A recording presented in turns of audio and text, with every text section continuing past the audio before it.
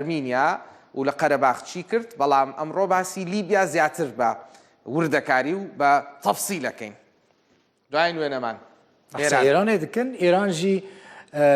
وڵاتێکی گەلێکی کریتیکە لە ڕۆژهەڵاتە ناوین پرسکرێکن ئێرانێژی هەر بەردەوامن بە تایبەتی لەگەل ئەمریکا پرسکرێکە ئاتۆمی هەیە، یعنی ئێران وەکە وڵاتێکی کۆ کریزێ دەردەخە لە ڕۆژهەڵاتە ناوین جا عالیە گەلک وڵاتین ئەوروپی جا عالیە ئەمریکا واجی بەڤی ئاواهی تێ تەوانبارکردن. ئەگەر ئەم بەحسا یەمەنێ بکەن بێگومان دەستی ئێرانێژی یەمەنێدا هەیە تایبەتی مەسەلەیە حوسیین کۆ شیعانە بەسی سووریاش بکە هەر دەستی ئێرانی بەحسا سوورێژی مەکرد سوورێژی دەستی ئێرانێ دو سووری دەژی هەیە لە لیبیا هێشتا لیبیا هی نەسەدی سەد لیبیا دەستی تورکی نەڤە شارتی دەستی تورکی بەس دڵ بخوێن تەماشاکە هەتا 10 ساڵ پێش ئێستش تورکیا وڵاتێک نەبوو لە هیچ وڵاتێکی دیکەی دەرو دراوسێ و جیرانیا کاریگەری هەبێ بۆ خۆیان لە ناو وڵاتی خۆیان نابوون، بەڵام لەم 10 ساڵەیە تورکایەکمان بینی کە ئەم ساڵ گەشتە ترۆپیتر کە ئەوێ منافەسەی ئێران بکات، چۆن ئێران هیلالێکی شیعی هەیە فراوانی بکە، تورکیاشەوێ سەرکردایەتی جیهانی سونەی ئیسلامی بکە و ئەمڕۆ لە لیبیا لە سووریا لە ئەرمینیا لە قەرەباخ کاریگەری هەیە لە سوودان پەلی هاوێش بۆ لوبنان لە کاتێکا کە تەقینەوەکە بوو لە سۆمال لە ئەریتریا تشتێکی دن دەدۆ بەحسا رووسیا کرد رووسیا بتایبەتی دەوان دو سێ ساڵین داوێدا رووسیا عەزەمەتە خۆیان بەرێ خوازە هێدی ڤەگەرینە یعنی دگەلک وەراندا منافەسەی ئەمریکا بکە ئەو رووسیا کو دەما بۆریس یێلتسن دەما گۆرباچۆف دەژی رووسیا کە ئەدی نەمەبوو ڕاست قووەتەوەی بەرێ نەمەبوو گەلک وڵات هەنایانجی گەلک بویەر دوان ساڵین داوێدا لە گەلک وڵاتان چێبوون ڕێ جوان وڵاتین وەکە تورکی وەکە رووسیا ڕەڤەکردن و قووەتە خۆیان بەرێ ڤەگەرین مەسەلەن تورکینها ئەشکەرە گەلک جاران دەبێژێ دخوازە سەڵتەنە خۆیان بەرێ یا دەما ئۆسمانیان ئیمپەراتۆری ئۆسمانیان ڤەگەرینە بە ناشێرەژی حتا گەلک جاران دەبێژە لیبیا مەسەلەن دەبێژە لە سەرۆکۆماری تورکی سەرۆکۆماری تورکی ڕەجەب تەیب ئەردۆغان ئەشکەرە دەبێژە ئاخەکە مەیە دیرۆکی لە لیبیا هەیە لە سوودانی هەیە لە مووسل هەیە یعنی لە عێراقی مووسل یاژی لە سۆمال لە ئەریتریا هەیە بەحسەڤان بویاران دەکەن بویارین گەلێکی جددینە ناگۆرنۆ قەرەباغ لە بەرچاوانە ئازەربایجان ئەمانە ئەم ساڵ شەڕی زیاتری لە ڕۆژهەڵاتی ناوەڕاست دروست کرد لەگەڵ خۆشیان دوای شەڕەکانیش ڕێکەوتنی بە دوای خۆیان هێنا تورکەکان لەوەیە زۆر 100 ساڵە ئەوە لە ڕاستیە 500 ساڵە ئەوەکەن شەڕێک دروستەکەن لە شەڕەکەیە ئەگرسیڤانە ئەچنە پێشەوە مقابلەکەیان ناچارەکەن لە سەرمێزی دانوستاندن دانیشێت و لە سەرمێزی دانوستاندنیش چیان بوێ دەیستەنن و لەگەڵ رووسیاشە هەمان شت هەم لەسەر ئیدلیب هەم لەسەر قەرەباخ بازارێکە بە شارتی بێستون دناوبەرە رووسیا و تورکێدا هەیە بڕاستی گەلک دبن ماسێدا گەلک جاران بازار تێنەکردن ڕێکەفتن تێنە ئیمزەکردن مەدیانجی ڕایە گشتی احتیمالە ji sedî pênc ji wan rêkeftinê ku dibin masê de çê dibin nabîn mesela em niha nizanin rêkeftinê ciddî di navbera Tirkiye û Rûsya'da li ser Idlibê çi ne em nizanin li ser Efrînê çi ne li ser Serêkanê çi ne yanî mebesta min Rojavayê Kurdistanê li Sûrî li ser Libya çi ne li ser Nagorno Qarabağ hinek tişt eşkere bûn ji ber Rûsya hêzên xwe yên aştiyê بابزانام ئەم ساڵیش مەترسی ئەوە هەیە کە تورکیا ئەگرسیڤترانە لە ڕۆژهەڵاتی ناوەڕاستە کاریگەری خۆی دەربخات ئێران لەگەڵ کوژرانی قاسم سلێمانی یەک تۆز چۆ ناو قاوغەکەی خۆی لە 2020 ڕاستە هەر لە ناو عێراقا شەڕی بە ئەمریکا فرۆش بەڵام ئەو کاریگەریەی لە 90 و لە 18 هەیبوو ئێران لە 20 کەمێک خاو بۆەوە لە بەرامبەرە تورکیا بە پشتی رووسیا زیاتر پەلی هاویشت و ئەم بەیانیە نووسینێکی لۆمۆندم خوێنەوە لۆمۆندی فەڕەنسی باسیەوە کە ئەڵێ لە ئەنجامی ئەوەی کە تورکیا لەم پەلهاویشتانەی ساڵی ڕابردوویە هی 2020 زۆربەی زۆری ئەو شتانەی دەسی کەوتووە ویستێتی دەسی کەوتووە ئەگەری هەیە لە 2021 ئەگرسیڤانەتر هێرش بکاتە سەر باشووری کوردستان ئەمە ئەو تەحلیلەیە کە لۆمۆند نووسیوێتی و ئەمەش ڕوون و ئاشکرایە کە ئەگەری هەیە مەترسی هەم لەسەر ڕۆژاوای کوردستان هەم لەسەر باشووری کوردستان زیاتر دروست ببێ لە ساڵی 2021 هەموو ئەمانە باسەکەی ئەمڕۆ ویتی هەیە ئەز نەشاشمم ئەگەر پرودیوسر AR هەیە کێ حاضر کردیە جعفر مبشر نییە جعفر ئەفکارێکی مەی بولتەنی نوچەیان پێشکەشتکە بولتەنە ساعت 6:30 یا تایبەت بە ڕۆژهەڵاتی کوردستانی پێشکەشتکە ئیرۆ تشتێکی دن جعفر ژمارە ئامادە کردیە شەڕ و ئاشتی و ڕێکەوتنەکان لە ڕۆژهەڵاتی ناوەڕاستە و لە جیهانە گوێ لە جعفەرەگرین ئەمە ژوارە بەحسا ڕێککەوتن و ئاگربەستێن دە ساڵە 2020دا بکەن کو ئەمێ ژە لیبیایەوە دەست پێ بکەن لە لیبیایە ڕۆژە 23 مەها 10 یا 2020 ئاگربەست دە ناوبەرە حکوومەتە دانپێدانایی یا لیبیایە و ئارتێشا نیشتیمانیاوی وڵاتیدا بەسەر پەرەشتیان نەتەوەی یەکبووی هاتە ئیمزاکردن حتانی نەهاژی ئاگربەست هەر بەردەوامە لە ئەرمەنیستانê jî ڕۆژە 10 مەها 11 2020 بە ناوبەنکاریە ڕۆسیە ئاگربەستێک دە ناوبەرە ئازەربایجان و ئەرمەنیستانê da هاتە ئیمزاکردن ئازەربایجان و ئەرمەنیستان هەفتوو ببن پێکردنا ئاگربەستê تۆمەتبار dikin لە یەمەنê jî mijdara 2020 hewlên gihiştina ئاگربەستê hebûn netewên yekbûyê jî piştgiriya hewlên taybet ji bo ئاگربەstekê di navbera çekdarên Hosî û artêşa Yemenê da dike di rêkeftina Ereban digel İsraîlê jî ku gelekî behsên cîhanî jî heta li ser çêbûn Donald Trump serkêşiya wê dikir di roja 13 meha 8 ya 2020 da İsraîl û her du welatên İmarat û Behrînê bi navbenkariya Amerîkayê rêkeftina danîna peywandiyan îmza kirin bê demê jî peywendiyê wan dest pê kirin bendên rêkeftinê hetanên hatêne cêbicîkirin û nehatine bin pêkirin li Rosya û Tirkiye jî pirsa sîstema S-400 Rosî heye ku Tirkiye kiriye ve diguheze cêbicêkirina qonaxa doyîma sîstema beravaniya mûşekiya S-400 di sala 2020 de hebû Kosovo û Serbiya ev jî mijarekê kevne ji mêj de heye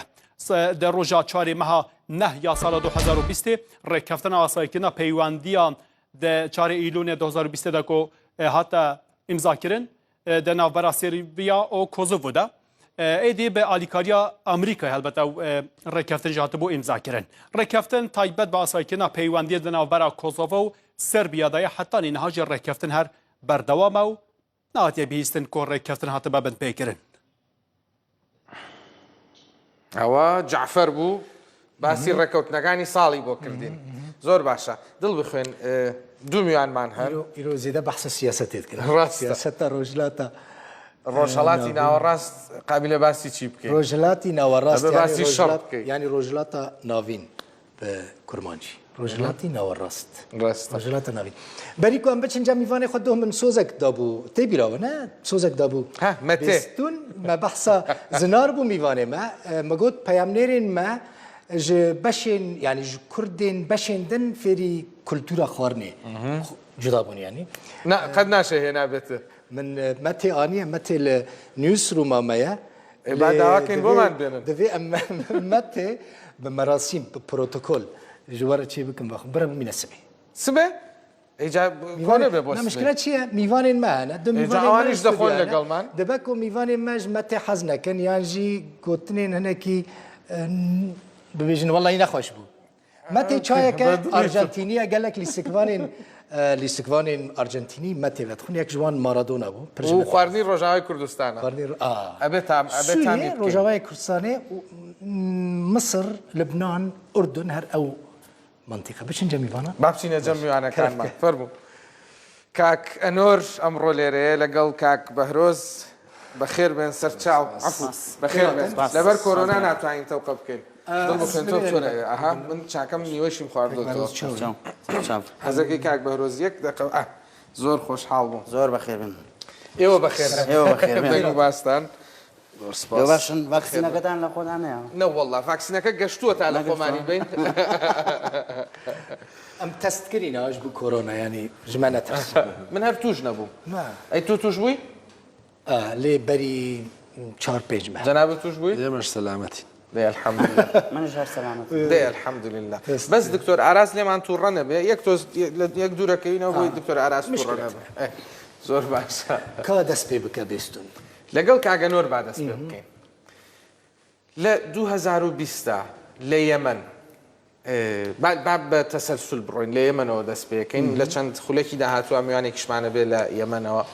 چیمان پرسیارەکە بۆ هەردووکتان کراوەیە چیمان بینی لە یەمەن کێ براوە بوو کێ دۆڕاوە بوو ئێران لە چ ئاستێکایە لە یەمەن سعودیە لە چ ئاستێکایە و زۆر زۆر بەلاشمەوە گرنگە ئەو گەروەی کە لەویا هەیە گەرویەکی زۆر زۆر گرنگە ئێستا کۆنتترۆلی لە ژێردەسی کێایە و چۆن چۆنی وڵاتە گەورەکانی جیهان کاریگەریان هەیە لەو گەروەی کە هەموو جیهانە بەستێتەوە بەکەنداوە زۆر سپاس کاک بەهرۆز لە ڕاستیە مێژووی ملوانەکانی یەمەن مێژوویەکی کۆنا لە حەقەتدا ئەوەی کە بێ ئەوە بزانین کە یەمەن لە ئەسڵا هی شیعەکان و هی زەیدیەکانە بەڵام بۆی ئەو ملوانەیە ناوچەی و نێودەوڵەتیانی کە ڕوویداوە دوجار زۆرینەی سنی لە یەمەن و کەمینەی شیعی زەیدی کە لە ١40 پێکاتەکەیەتی و بە دوای دەورانی تازەی دوای جەنگی جیهانی دروستبوونی دەوڵەتی تازەی یەمەن و دوجاریش ئەوی کە یەمەنی باکوور و باشوور یەخستنەوەی لە ساڵی 1990 کە لێەوە زۆرتر ململانەکان دەست پێیەکە دوای یەخستنەوەی هەردوو یەمەن ئەو گرفتە بەردەوام سەری هەڵەدا کە باکوور و باشووریەکان هەستیان بەوە کرد کە کارێک خراپیان کردو لەو یەکگرتنەوەیە بۆیە دەرەنجام ئەو ڕووداوانە دەرفەتی ئەوی پێنەدان کە جارێشکە جیاب بنەوە هەرچەندە پێش ڕووداوەکانی بەهاری عەرەبی و دواتریش جارێشکە هەوڵی جیابوونەوە هەبوو بەڵام ئەم هەوڵە سەری نەگرت چکە وڵاتانی کەندا زۆر جددی نەبوون بەڵام گرفتەکە لە دوای ڕووداوەکانی بەهاری عەرەبی لە 2011 دەست پێیەکە کە یەمەن بووە قوربانی ئەم ڕووداوانە و پشێویەکان لە یەمەن تا ڕادێک بوو کە بەشێکی زۆری بنیەی تەحتەی و ئابووری ئەو وڵاتەی وێران کردووە و لە هەمان کاتدا بەشێکی زۆری زیان و زەرەری زۆری داوە خەڵکانێکی زۆری سڤیل و چەکدار بوونە قوربانی و ئەو ململانێ و جەنگە خۆڵەمیێشەی کە لە نێوان ئێران و وڵاتانی کەندا و یان لە نێوان بلۆکی شیعیزم و بلۆکی سونیزم لە منتقەیە هەبوو بە تەواوی تەقیەوە بەدوایەوە هەرچەندە لە بیدایەتی ڕووداوەکانی بەهاری عەرەبی هێشتا عەلی عەبدوڵڵاه ساڵح لەسەر کار بوو و بە ئاشتی دەستی لە کار هەڵناگر بەڵام وردە شیعەکان بە پشتیوانی کۆماری ئیسلامی ئێران بەشێکی زۆری کابرایان سووتان بیرنای لایەکی دەموچ بەڵێ ئەوە دوایەوە بوو کە لە بۆسەیەکە کوژرا و تیرۆرکرا بەڵام پێشەوە هێشتا بە ئاشتی دەستی لە دەسەڵات بەرنەدا بوو دوای ڕاکردنی و ئەوەی کە دوای تیرۆرکرا بەڵام قسەکەەوە بوو کە یەمەن چۆ بارودۆخێکی ناهەموار و ناجێگر و پڕشەڕ و شۆڕ و خەیرانەوە یەکیان بەهۆی خودی پێکاتە ئیتنیکی و تایفی و مەسەبیەکانی ئەم وڵاتە سەبەبێکی سەرەکی بوو کە وەکو وتم ئەوەی کە لە ڕابردوو وەکو بارودۆخەکە چییە دوو ناوچەند بە دیفاکتۆ لە یەک جابوونەتەوە بێگومان دوو کاریگەریەکان چۆنن بێگومان دوو ناوچەی تەواو جیاوازن ناوچەیەکی کە لەلایەن حوسیەکانەوە کە لایەن کۆماری ئیسلامی ئێران و پشتیوانیەکردن باڵە دەستن و لایەنێکی تریشی کە عەبدڕەحمە بەنسوور هادی سەرۆک و بە حسابی وڵاتانی کەندا و حکوومەتی ڕەسمیە و لەلایەن گەردەلوولی حەزم یا هێزەکانی زەب حەزمەوە پشتیوانی یەکرێن کە عەرەبستانی سعودیە ئیماراتە بەحرێنە گەروەکە لەژێر کۆنتترۆلی کامیان ئەم گەروە تا ئێستا لەژێر کۆنتترۆل و هەژمونی هەیمەنەی حوسیەکاندایە و هەر بۆیە مەسەن هەرکەم لە وڵاتانی کەنداویش تێڕوانینی خۆیان هەیە بۆ جێگە و جیۆپۆلۆتیکی یەمەن مەسەلەن هەرچی ئیماراتە پێی وایە بۆی دەستی بگا بە ئۆقیانوسی هیندی ئەوێ بگاتە کەنداوی عەدەن و لە هەمان کاتابی بەسێتەوە بە نۆکەندەکانیەوە لە ئیمارات و تا ئێستا نزیکەی 100 ئەفسەری ئیماراتی لەو شەڕانەیە کوژراون و لە هەمان کاتا ئەوێ پێگە و جێگەی عمانیش لاوازکە لەو منتقەیە کە پێگە و جێگەیەکی بە قووەتی هەیە بە تایبەتی بە پەیوەندیەکانیان لەگەڵ ئێران و پەیوەندی استراتیژی و لەگەڵ ئیسرائیلەوانە ئیمارات دەیەوێ بە سەراگرتنی بە تایبەتی هێژمونی خۆی لە باشووری یەمەن ئەوێ مەسەلەن عمان لەو منتقەیە لاوازکە ئەوەی کە بۆ عەرەبستان عربستانی سعودی سەرکردایەتی هێزەکە کاوە گرنگی هەیە ئەوەیەکە یەکیانەوەیە کە بەشێک لە شیعە لە منتقەکانی هاوسنووری نێوان باشووری یەمەن و عربستانی سعودی هەن کەەوە جێگای مەترسی هەمیشە و لەوەی گرنگترەوەیە کە ئەو ناوچانێکی ئێستا ئەکسەریەتی ناوچەی نەوتین لە عربستانی سعودیە لە ڕووی تاریخی مێژووە ناوچەی یەمەنی بوون و دوجار کەوتونە تا عربستانی سعودی و ئێستا یەمەنیەکان کە حەزەکەن عربستانی سعودی لەو هەموو خێر و بەرەکەتەی نەوت بەهرەمەندە و یەمەنیەکانی ژنان نێبی خۆن ئەمە هەمیشە جێگای مەترسی و عربستانی سعودیەیە ئەمە دیوی دووەمی دیوی سێهەمی بە تایبەتی عربستانی سعودی وڵاتانی کەنداو بەگشتیەوەیە کە ململانەکە لە بینی تاران و ڕیاضە و هەمیشە پێیان وایە هەردووشیان پێیان وایە کابێ ئەو هەژمون و نفوزی خۆیان لەو منطقەی بە تایبەتی لە یەمەن کە ململانەکانی شیعە و سونە بۆ عربستانی سعودی زۆرتر لە یەمەنە دوجارە جێتە لوبنان بە پێچەوانی کۆماری ئیسلامی ئێران کە پانتایی ئەم ململانە مەسهەبیە فراوانترە لە بەشێکی زۆری وڵاتانی منطقەیە بێ داوا لە هاوکاران مەکەم نەخشەیەکی ناوچەکەمان بۆ بخەنە سەر و شاشەیە بۆ ئەوەی کە لەسەر ئەوەش بتوانین تەماشای بکەین بە زومئینی یەمەن و دەوروبەری بەس هەتا ئەوە ئامادە بێ من پرسیاریەوە لە جەنابەت بکەم دڵ بخوێن داوای لەبردن لێکم کەپسولێکی چەکی ئەتۆمی ئەمریکی هاتە کەنداو لە ماوەی ڕابردووە خێر ئەبێ بەو گەروەیە تێپەڕی بوو بێ چۆنی مەسەلەن حوسیەکان ئێرانیەکان ناتوانن کاریگەریان هەبێ لەسەر ئەوەی کە لێەوە چی دێ و چی دەڕوا لە ڕاستیا پێشەوەی باسی ئەم کەپسولە بکەین یەمەن بۆ ئێمە چ بۆ سنتەرەکەمان چ بۆ خۆشمان کە لە ماستەری لێ بڕ نەکەم بیرمان چوو خۆمانەتان ناسین بیرمان چوو بتان ناشکالێک نییە بەستمان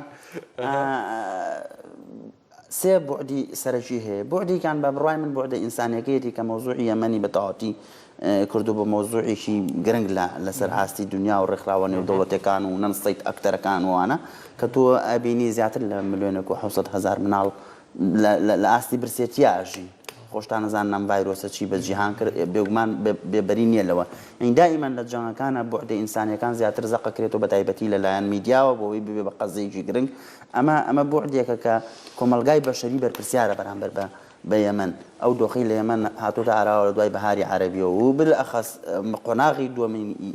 ململانەکان لە یەمەن بە بڕای من ئەگەڕێتەوە بۆ کۆتایی 2007 دەکا عەلی عەبدوڵڵا ساڵح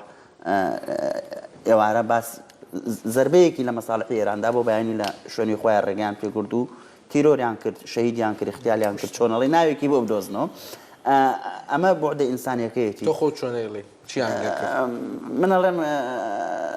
کوژرا بخۆ ینی دراستیدا هاتە کوشتن و خراپژی کوشتن ینی شەوتان دێن و یعنی ڕۆژێک پێشەوە 24 ساعت پێشەوە کە لە لێدوانێکە لە مووقفێکە دژی ئێرانە وەستێتەوە ئێران 24 ساعت دوای ئەوە عەلی عەبدوڵڵا ساڵح ئەکوژێت یعنی لە یەمەنە و ئەمە مانگاوێکی گرنگە قۆناغی دوایەوە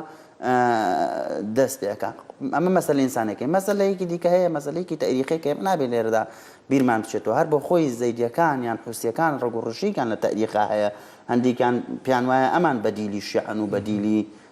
میراتی ئیمامی عەلین و ئەمە عمقە تاریخیە لەم ناوچەیان دۆکترینە خێڵەکی و ئینە ئەمە لە لێمەنە عمقێکی گەورەی هەبوو هەتا زمانی عەرەبی ژەوانەی کە بە زمانی عەرەبی قساکەن لیان بپرسە زمانی ئەسڵی عەرەبی لەکوێوە لە نێچەرگەکە لە یەمەنەوە ئەوەی گرویان یامانە عمقیکان لە تاریخایە عمقی سێهەمیان کە من بۆم گرنگە لێرەدا باسی بکەم ئەوەیە کە ئێستا لە ناوەندە گرنگەکانی بواری توێژینەوە لە جیهانە بەم حاڵەتە لە قسەکردنی ئێمە ئەڵێن New Regional Order and Global Order in the Middle East واتە نظامی عالەمی و ئیقلیمی جدید لە شەرق الأوسط یا لە باکووری ئەفریقا چۆنە بێ ئەو یەکتر بڕینە ئەو تەقاتوعە لە بینی هێزە ئیقلیمیەکانە لەکوێ بەرێک ئەکەوێت چۆن مەساڵحیان لەکوێ بەرەکەوێت ئەی هێزە جیهانیەکان لێرە چین رووسیا سۆپەر پاوەر ئەمریکا ڕۆلی بۆچێ و جەنابەت باسی کەپسولەکەت کرد من ئەوەی کە لە یەمەن ئەیبینم لە کۆتایی 2019 و لە سەرەتای 2020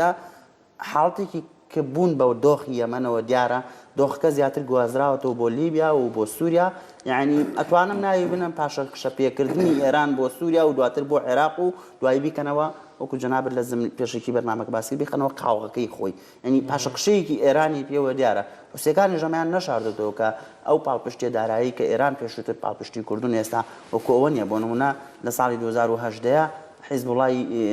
حیزب الله لە لوبناان 750 ملیۆن دلاری بۆ سەرفکراوە لایەن ئێرانەوە ئەمە عەدەدا ئەبێ بۆ چەند بۆ حوسەکان سەرفکران حاڵەتی ئەمەیکە ئەم ململانەیە لە نێوان ئێران و سعودیەدا لە یەمەن چۆنە من لە ساڵی 2020 تا ڕادەیەک بە خەفیفتری ئەبینم وەک لە دوای بەهاری عەرەبی لە 2012 تەنها یەک حاڵەتی گرنگی هەیە ناوی بە عەربی پێڵان زەعزەعی ئیقلیمی حاڵەتی کام دروست کردو ناوی ناوە زەعزەعی سەرێشەیان دروست کردو دەنگە دروستەکەن بۆ نمونە جار نەجارێک سارۆخێکە گرنە هێڵە نەوتیەکان هێڵی ئارامکۆ لە سعودیەکە ئارامکۆ ڕەبی مەساڵحی ئەمریکیە لە یەکەمین عقد یەکەمین پرۆژەی نەوتی لە دوای جەنگی جیهانی یەکەمەوە کە جەماعەتی سونە و جەماعەت لە شەرق ئەوسەتا مۆریان کردبێت لەگەڵ بەریتانیای ئینگلیز و ئەمریکا ئارامکۆیە ینی بەتاقی تەنها لە ساڵی 2019 ئارامکۆ منە عینی 2020 لانە زیاتر لە 820 ملیار دلار مەساڵحی مشتەرەکی بینی ئارامکۆ شەریکەی نەوتی سعودی بووە لەگەڵ ئیداری ئەمریکایە 820 ملیار دلار عەدەدە بە تایبەتی بۆ چەند ساڵی کە خۆتان نزانن دۆناڵد ترامپ چەند چۆنی بیری ئەکردەوە ئەلێرەیە حوسەکان سەرێشە و زەعزەعیان دروستە کرد جار نەجاریەوە لە میدیای ئێمە لە ناوەندەکان جۆمان لێ بۆ حوسەکان فڵانە شێڵگەی نەوتیان بۆمباران کرد حوسەکان ئەویان کرد ئەمە تۆزێک تەسیری لەسەر نرخی نەوت ئەکرد یان کەوتەرێکی دروستە کرد بڵین لەم حاڵەتەیە بۆ زیاتر لە 2020 پاشەکشەیەکی پێوە دیار بۆ بە بەراورد بە دوای ڕووداوەکانی بەهاری عەرەبی مثلا ئەس گەلێک جارە دشۆپینم ئەف باژارێکی بناوی حودەیدا یەمەنیە ئەف باوەڕ بکە بهتری 3 ساڵن سعودی ئیمارات هێزن هەفپەیمان کوناف لێتکن ئەوانە ئێریش دکن ناکن نکردنی باژاری دەستخۆ ببینن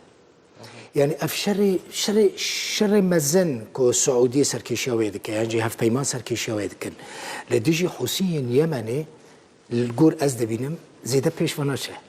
درست يعني دجي خدام يعني باور بك اف چند سالن وي شري دس بكري دجي حسين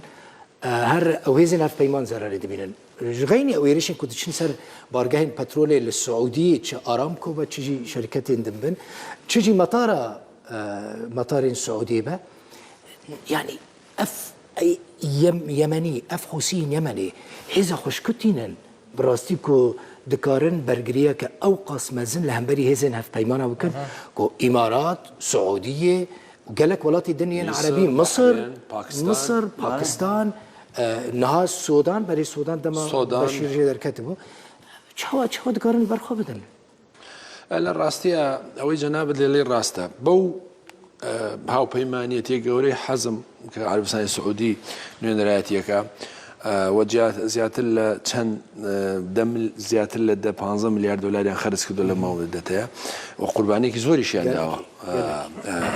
بەڵام یەکەم هۆکاری ئەسلی ئەوەیە کاک دڵبرینەوەیە کە پێشتر باسم کرد لە ڕاستیە یەمەن هی شیعەکانە لە ڕووی تاریخیەوە و حەقیقەتی ئەوانە ولا درنجامي والغورا ناوتشي ونيودولتياني كرودا باشكشان بيكراوا واكثريتي لو ولاتاني كان داو سنيه كان تيدان اشتجكراون واوكوتم او منطقه نوتي كان ليدا براخرات سعر بساني سعودي وايلي امانيكا هوكاري سركي بو برغري كدن لبونو مانو خوان يكي كان عقيده مذهبيه كزور بقوته ودو همش بهمو ولاتاني كان داو ناتوان كلا كوماري إسلامي إيران كان بو حالشي كيستا كوماري إسلامي إيران هيتي و بوي بيش ماي بوي بيش ماي بلكي ناوين إيراني بروخنن يعني جي ريجيم إيراني تيك بدن أو تشي كتير مثلا أمريكا مجارك هفاجينك شكر أمريكا ناوي إيران بتشا للراستي ئەمە دوو بۆ چوون و دوو ئەگەری لەسەر یەکیشیانەوەیە کە ناتوانێ یان نایەوێ بە نەزەری من ئەمە ڕەنگە پەیوەندی بە زۆر بابەتی ناوچەیی و نێودەوڵەتی هەوێ و بە تایبەتی بەدەستێنانی ئەو موشەکە بالیستی و موشەکە بالیستی بەزانی کۆماری سێڤێرە لە بەردەستی کاک ئەنوەرێکی کەمان لەگەڵ ئەنوەر ئەلڕەشید سەرۆکی سەنتەری ئەلمەداریک بۆ لێکۆڵینەوەی استراتیژی و سیاسی لە دەرەوەی یەمەنەوە لەگەڵمانایە کاک ئەنوەر ئەم کاتت باش لێرە لە ستۆدیۆ گفتوگۆکە ئەوەیە کە پرسیارەکەمان ئەوەیە بۆچی لە یەمەن سعودیە ئیمارات هەموو ئەو وڵاتانەی کە یەکیان گرتووە لە دژی حوسیەکان هاوپەیمانێتیەکیان هەیە و شەڕەکەن لە دژی حوسیەکان ناتوانن شەڕێکی کاریگەریان هەبێ و حوسیەکان بەهێزترن لەسەر ئەرزی واقع میوانەکەی ئێرەمان کاک ئەنوەرەکەی دیکە ئێمەش لە کوردستان ئەنوەرمان هەیە هەر ئێوە نین ئەنوەرتان هەبێ کاک ئەنوەر کە لە ستۆدیۆ لێرە لەگەڵمانایە ئەڵێ یەکێک لە هۆکارە سەرەکیەکان ئەو بوعدە مێژوویەیە ئەو قوڵیە مێژوویەیە کە شیعەکان لە یەمەنا هەیانە جەنابەت چۆن دەیبینی؟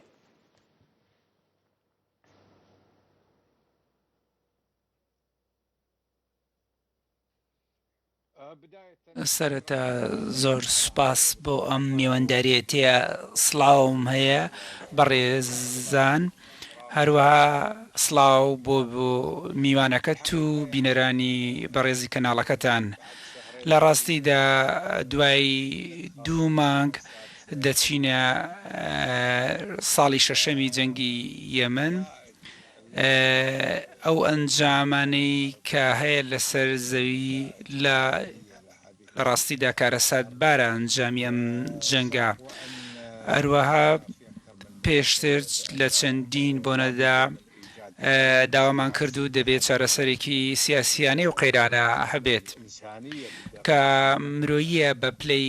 یەکەم چارەسەکە و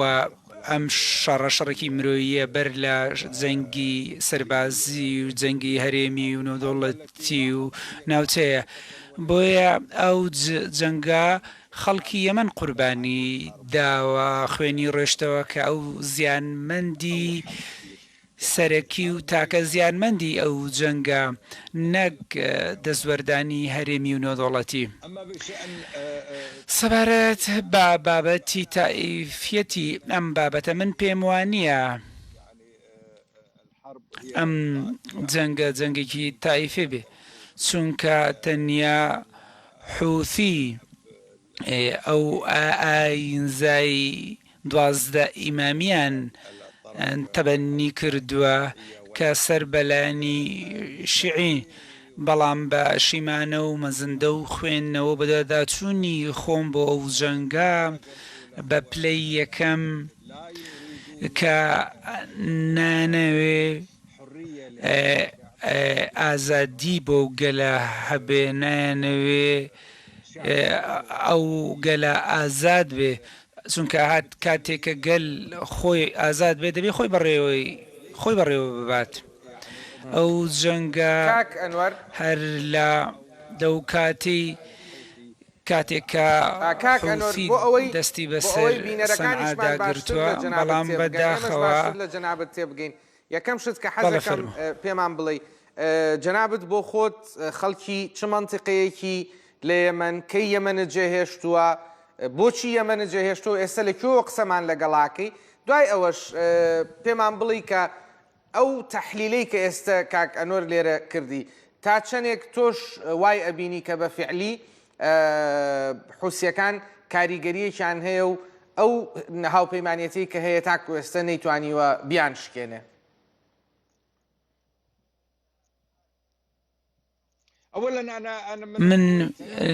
من کوێت و من ڕێژکاری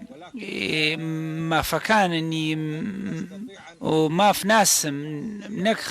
خەڵکی یەمەن بەڵکو بە حکمی ئەوەی چەندین سەردانم کردووە بۆ یەمەن پێش جەنگ و چەندین نووسینم هەیە سەبارەت بە یەمەن و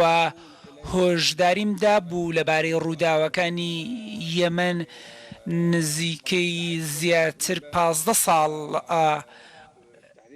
بە دیاریکە لە 2006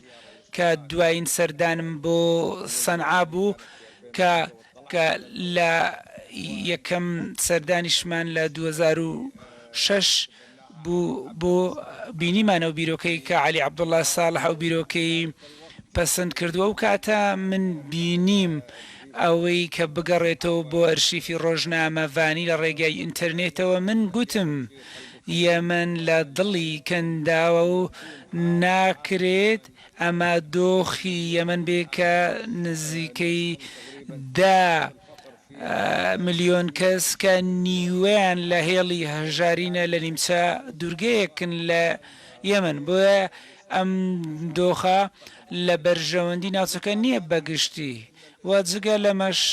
بەردەوام بوونی ئەم جەنگە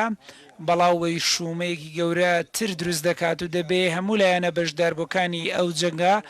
لەسەر مێزی گفتوگۆ و دانوستاندن دانیشن پێشتری ژە قسەیەم کردووە لە یەکەم ڕۆژدا لە 5 ساڵ لەمەوبەر ئێستا دەچینە نێو 6 ساڵی باسم کردووە لە کۆتاییشدا هەموو لایەنەکان دەچنە سەرمێسی گفتوگۆ بە مەبەستی گفتوگۆکردن بۆ ئەوەی یەمەن دەرباز بکەن ئەوەی بینین هەر چاو دێر و شرۆڤەکارێک دەتوانێت بڵێن ئەم جەنگە هیچ ئەنجامێکی لێ نەکەوتوتە حوتیەکان نەکەوتن خەم و کۆژانەکەیەنی یەمەن زیاتر بوو کە بە ملیۆنەها یەمەنی ئەوانە کۆژانەکانیان زیاتر بوون و لە ژێر هێڵی هەژاریدا نوەنە تێگرتوەکانیشی هۆشداریدا بوو لە برسێتی ئێمە هەمومان ئەوە دەبینین لە ڕێگای هۆکارەکانی ڕاگەیاندنەوە ئەمانە بە چاوی خۆمان دەبینین باشە ئەم دشۆپینم ڕاستی ڕەوشە یەمەنێ یانێ ڕەوشەکە ناوقاس ئاسانە لێ لە گۆر نەریناتە ئەف پرسکرێکە یەمەنێ چاوە چارەسەر دەبە دناوبەرە سەنعا و عەدەندا یعنی ڕیەن چارەسەریە چنە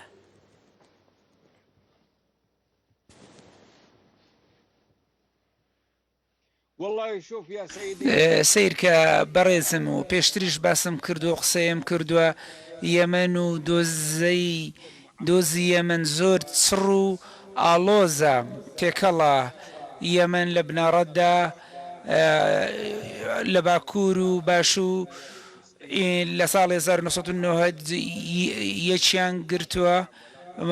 بەڵام ئەم یەکێتیە شکستی هێنا کارەساتی کۆم مرۆیی و شەڕ و شۆڕ و قەیرانی سیاسی لێکەوتەوە تاکو ئێستاش ئەو شەڕ و شۆڕە بەردەوامە بۆیە خەڵکی باشوور داوای دەکەن وڵاتەکەیان بگەڕێتەوە پێش ساڵی 1990 هەروەها لایەنی باکووریش دایانەوەکو مرۆڤ بژین وڵاتێکی مەدەنی و دیموکراسیە نەبوو هەبێت بەڵام بەداخەوە ئەم گەلە دووچاری کۆژانێکی گەورە بوونە هەموو بەرژەوەندی هەرێمی و نێودوڵەتی کەوتوتە سەرشانی ئەمانە بەبێ ئەوەی کە داواکاری ئەم گەلە لە بەرچاو بگیرێ من لە ڕێگای و کەناڵە بەڕێزەتانەوە داوا دەکەم کە نەتەوەی گرتوەکان دەستوەردام بکات زیاتر و زیاتریش دەستوەردام کە لە دۆزی یەمەن ئەو جەنگە بوەستێنێ و هەڵبژاردن بکرێت هەڵبژاردنێکی یاسادانان بکرێ بۆ ئەوەی گەل بڕیاری خۆی بدات و بژاردی خۆی دیاری بکات و سەنعا بڕیاری خۆی بدات چێ وڵاتەکەی بەڕێوە ببات سەبارەت بە بەردەوامبوونی ئەم دۆخە کە ئێستا یەمەنەکان پەیدا تێدەپەر دەبێن بەڕاستی دۆخێکی کارەساتی مرۆییە بە هەموو مانایەکی و بە هەموو وشەیەک ملیۆنان منداڵ لە باکورد لە برسان دەمرن ئەمڕۆ دەبینین دۆخێکی ناوازە دەبینین کە لە هیچ شوێنێکی ئەو دنیاە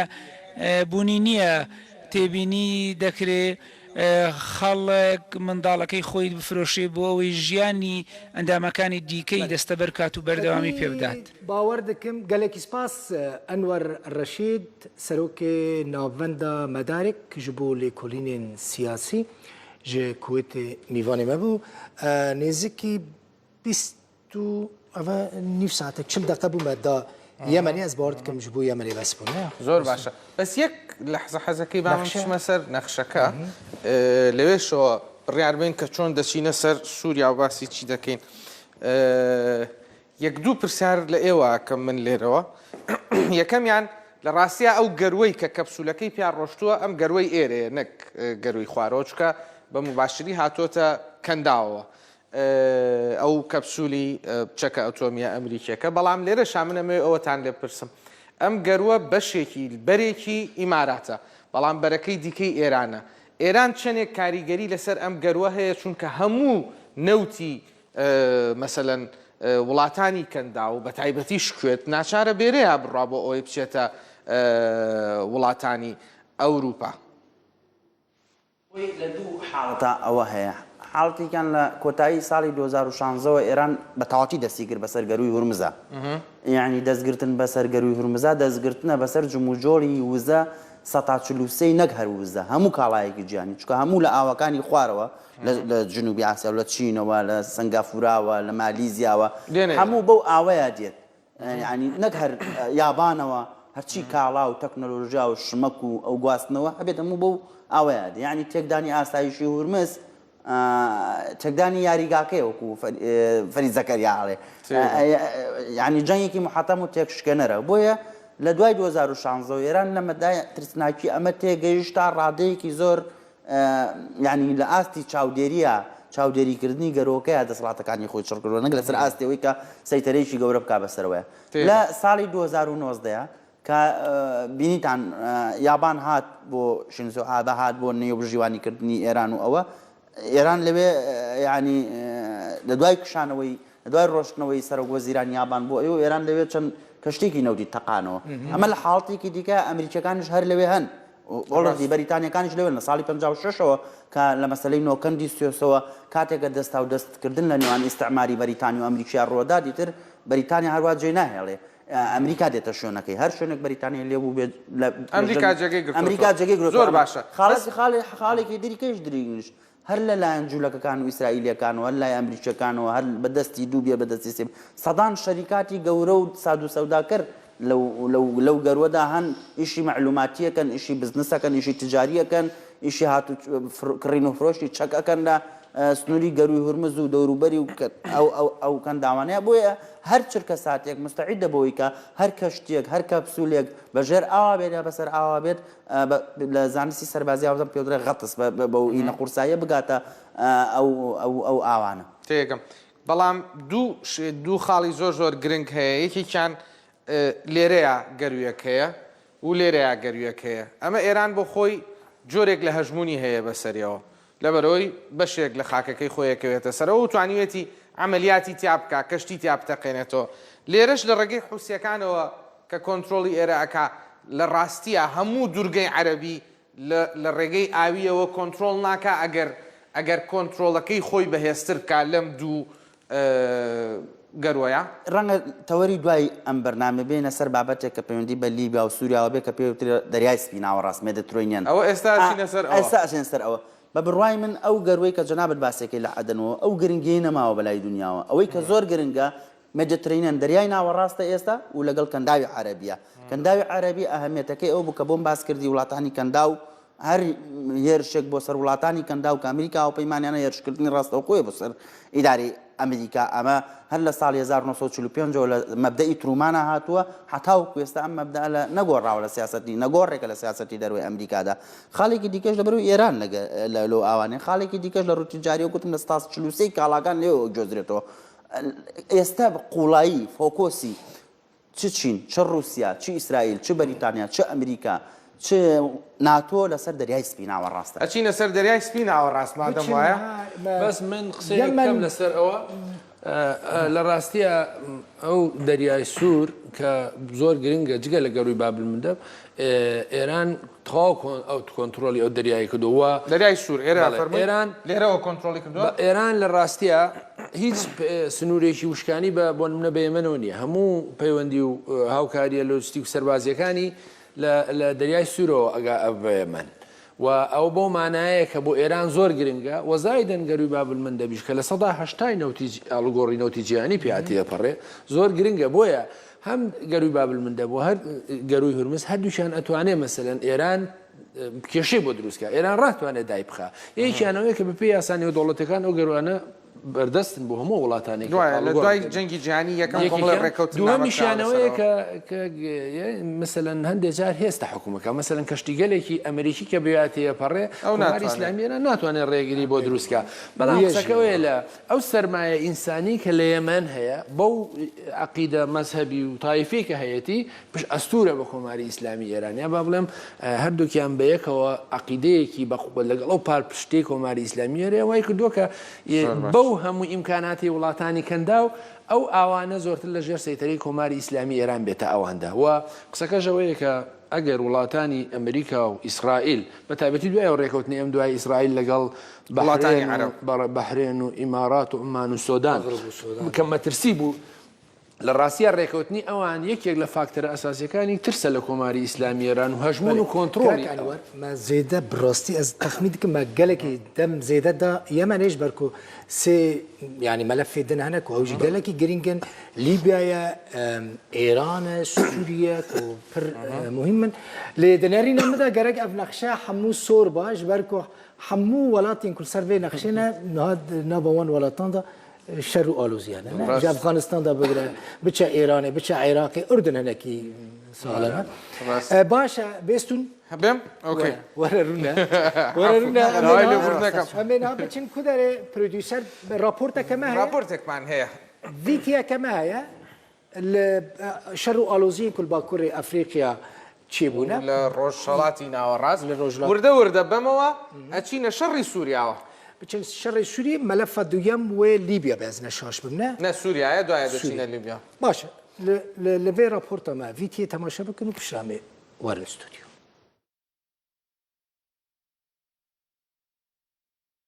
ساڵی 2020 سووریا کەوت بۆ نێو شەڕێکی سیاسی قورس و پێکدا دانێکی چڕی سەربازی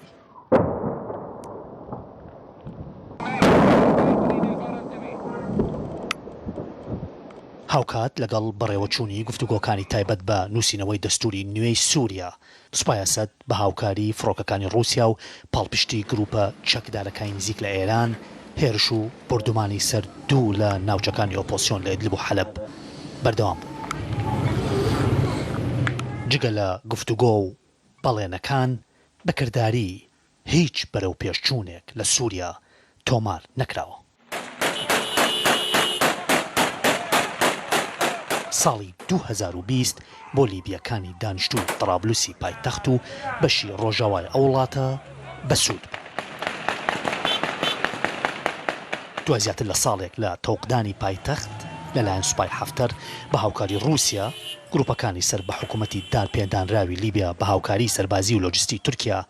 توانیان پاشەکشە بەهێزەکانی حەفتەر بەرەو ڕۆژهەڵات بکەن.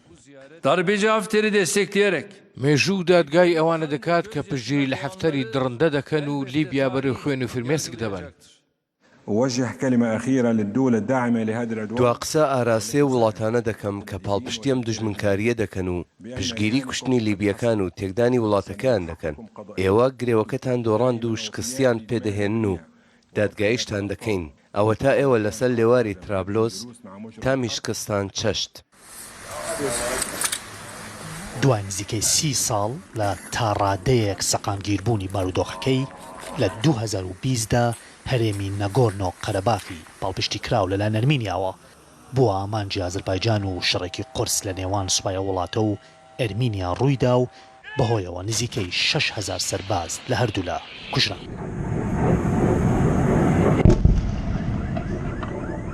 شەڕی نزیکەی 44 ڕۆژەی ئازەربایجان و ئەرمینیا بەدەستێ وەردانی ڕووسەکان کۆتایی هات.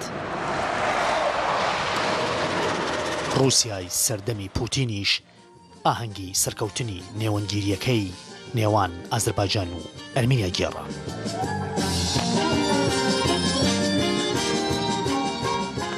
لە ئاکامدا ئازەربایجان 4 شار و 7 شارۆچکەی کە لە دەستی ئەرمینیەکان بوو کۆنتڕۆڵ کردنەوە.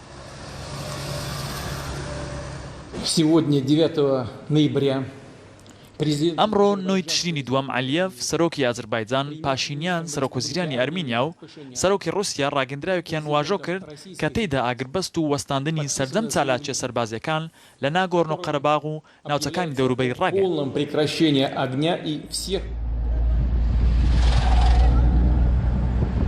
لە ئەتیوپیا لە ساڵی 2020 کۆتایی بەدەسەڵاتی حکوومەتی ناوچەی تیگرەی لە باکووری ڕۆژهەڵاتی ئەتیوپیا هێنرا. حکوومەتی ئەتیوپیا بە پاساوی هێرشی چەکدارانی ناوچەی تیگرەی نیمچە سەربەخۆ بۆ سەربنکە سەربازیەکانی سوپای ئەتیوپیا شەڕی دژ بە هەرێمەکە ڕاگەیاند. لە ماوەی کەمتر لە 11 ڕۆژ سوپای ئەتیوپیا کۆنتڕۆڵی شاری میکیلەی پایتەختی کرد. لە کۆی زیاتر لە 7 ملیۆن دانیشتووەکەی هەرێمی تیگرەی شەڕ و پێکدادانەکان بوونە هۆی هەڵاتنی زیاتر لە 50,000 کەس بەرەو سوودانی دراوسێ. زیاتر لە ملیۆنێک کەسیش ئاوارە بوون. لا عندنا بطانية ولا عندنا فرشة ولا عندنا موية ولا عندنا أكل. نەبەتانی و نافەرشمان نییە، ئاوی خواردنەوەمان نییە و خۆراکشمان نییە. وەکو سوالکەرمان لێ هاتووە، ناوچێ ئێمە باش بوو، ئەمنی تێدا بوو، لە ماڵەکانی خۆمان بە سەربەرزی دەژین. بەڵام چەکدارەکان هەمویانی تاڵان کردو، ئێستا لێرە هیچمان نییە و برسیمانە. بۆ ماوەی زیاتر لە 3 دەیە تیگرەیەکان کە تەنیا لە سەدا 6 کۆی دانیشتوانە 109 ملیۆنەکەی ئەتیوپیا پێک دەهێنن دەسەڵاتی وڵاتیان بەدەستەوە بوو. وەرگرتنی دەسەڵاتی سیاسی ئەدی سەبابە بۆ یەکەم جار لەلایەن سیاسەتوانێکی غەیرە تیگرەیی پێدەچێت چارەنووسی ناوچەی تیگرەی بۆ ماودایەکی دوور بگۆڕێت. دڵ بخێن. بەێ ئەڤ راپۆرت بوو لە هۆن چێکرد بوو لە هۆن بەشێ ناودەوڵەتی لە ناوەندیانی لە هەولێرێ کار دکە. سووریا یەک ژنەها وڵاتین وها کریتیکە کۆ هەر هەفتە ئەنجومەنە ئاسایشە ناودەوڵەتی نەتەوەینێک بووی لەسەر دژەڤە نه ساڵنج 2011 حتا ئیرۆژی نەتەوەینێک بووی نە ئەنجومەنە ئاسایشە ناودەوڵەتی نە وڵاتین زلهێز حتى نها چارەیەک جێرە نەدیتنە. ڕاست شەر بەردەوام دکە حتا vê saeta ku em li vir programê pêşkêş dikirî jî şerê navxweyî welatî berdewam e civînên UN jî hemû cîhanîş li nav Sûriya şerreka xerîke bêhtirî 40 hêz li Sûriyê şer dikin. Durust. Yani ew qas gelek welat destê wan di nava Sûriyê de hene. Di serî de Tirkiye, Qatar, Îran, heta Iraq hinek hêzên Rusya. حتى هنا كيزين تشكداريين عراقي جي حشدي شعبي لين لوي شرط كذا تشكاك انوار يعني الرين شارة سركرنا فيفيان ورقرين بيشو دقل كاغنا حسابكين فيفيان لا فيفيان حاضر فيفيان اما بيشنجا فيفيان بيمنيرا كمي زيراكا لوي دري شر داعش يجي رومال كر لقامش لو لقل معنا بتشجع فيفيان اوكي فيفيان ام كاتو باش اما السليماني مەجلیسێکی فراوانمان هەیە و باسی ڕووداوەکانی ڕۆژهەڵاتی ناوەڕاست دەکەین. تۆ بۆ خۆت لە ڕۆژ ئاوای کوردستانەوە زۆر هەواڵ و زانیاریت بۆ گواستوینێتەوە بە درێژایی ساڵ. بەس ئەمڕۆ یەک تۆز باسی سووریامان بۆ بکە. چ دەگوزەرێ لەوێ لەسەر زەویەکە چی هەیە؟ ئەم ساڵ کە تۆ ڕووماڵت کرد چیت بینی و وەکو ڕۆژنامەوانێک چاوەڕێیەکەی 2021 تۆ ڕووماڵی چی بکەی؟ هەرو شتانەی کە لە 2020 تا ڕوویاندا یا چاوەڕێی گۆڕانکاریەکەی.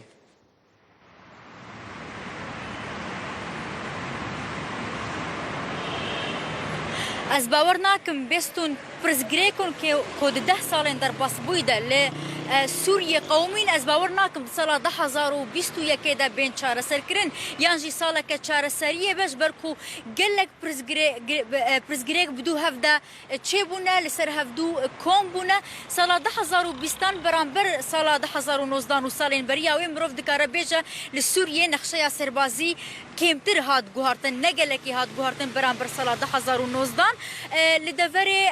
her hemû hêz tevaya hêzan tevaya welatan sala 2020 de li Sûriyê li cihê xweman li navçeyên xweman her çend de li ser sînorê tevaya aliyan alozî derdiket. Ji bûyerên herî girîng yên ku îsal li Sûriye qewmîn ew şerê Idlibê bû ku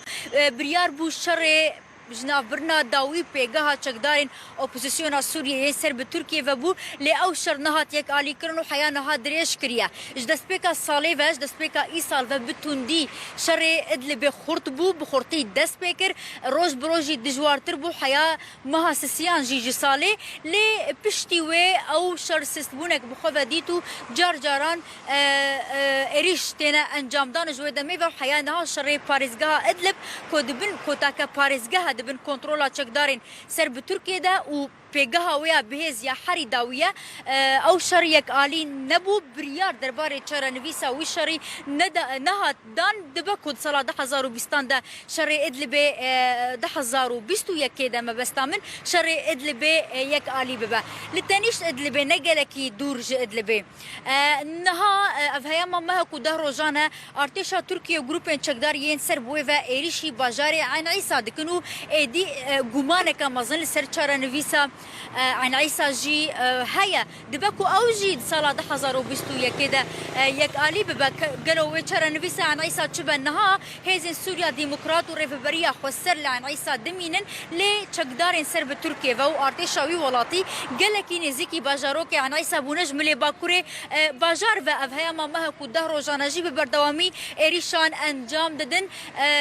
روسيا ناف بنكاريه دكا روسيا قوتو بيجان بهردو آليان ردكا ودا خواج ريفبريا خسر دكا كوي باجاري رادستي حكومة سوريا بكاله هنا جي افنا يعني هنا جي تشارنفيسك آلينا بويا هرچنده مدياين موسكو بحثا رادس كرنا وي باجاروكي دكا ورازيبونا ريفبريا خسر لي ريفبريا خسر حيانا هاد بيجكو او رازي نبويا عن عيسى بدا حكومة سوريا تفيكو اف داخوازي كروسيا جبوري قرتن لبر إيريشك نويا تركي لدفري اگر ام بحثا سالا 1020 بكن لسوريا نايف شارتن گرنگترین و دجوارترین بریارا آبوری کل سر سوریه هات ستاندن دهيام شرده ای سال بو بريارا سزاين قيصر بو قانون قيصر كودنا فراستا ساله ده لسر سوريا هات جيبجي كرنو نرخ دولار امريكي برانبر ليريا سوري دو ساله ده 5 قطان زياده كر دسبيكا ساله 1020 دمكو ام درباسي ساله بون ليريا سوري برانبر دولار امريكي 600 ليريا سوري بو تا دولارك امريكي دكر 600 ليريا سوري نها ايرو حر دولارك امريكي دك 1925 حيا 1925 ليرة سوري واتا ايصال 5 قطان 5 جران زيادة تر ليرة سوري نرخي خواب وهاي خبران بر دولاري امريكي زيادة تر جداز دا ددما كده يكو جداز بيكا كريزا سوريا وحيانها يعني دهياما 10 سالين داويدا ليرة سوري 5 جران 5 قطان نرخي خواب بران بر دولاري امريكي جداز دايا في يكيجي لسوريا لتفايا سوريا دناف دجي روج افاي كردستاني باندوركا ابوريا جالكي مزنكر نرخي كلو بلان باواكي زيدا جسدي حفتي زيدا كر برچبون بتايبت لباجار نافخويا سوريا زيادة تربو خدمة گزاري كم تربو برزگريكن دا انجام دا قالك برزگريكن جواكيجي لسوريا دركتن كو گرداي مسألين ابوري بون ویویان دوان رومالین سه روزاندا کام وی دارید کن دو ایرو سبا دخوازنج پیامری خو پرس بکن مدوه ج شوکت ج کامیز ج زنار ج شوکت نظام الدین مجید نظام الدین کلی پرس کرد ج هالکوت ما پرس کرد ایرو شانسی ته مشتد پرسن نفسك خو بکشیله هنه کی بفکره باشترین خرابترین تأثير ترين باندور ترين رومالا تشبو إيصال 2020 تشل السوري تشجي الروج أباي كردستاني كما دبيجم سوري جبر كود باريزگاه نهاد بندستي ريفبريا خسر دانا باريزگاه دير زوري باريزگاه رقاي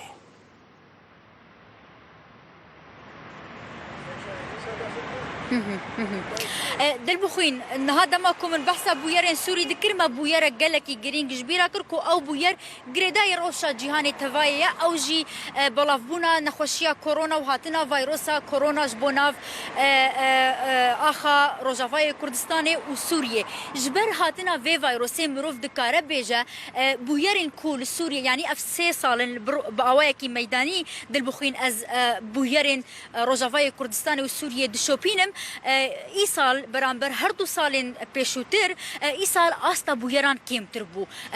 جوهرتنا سربازي جلكي تشين نبو دبكو أفيا جريداي براستي جريداي بلافونا فيروسا كورونا با هياكو بجفينين بريار بوندنافا حكومة وأوبوزيسيونا سوريا دبينا أنجام دان جبو كورونا دهاتن باش دخستن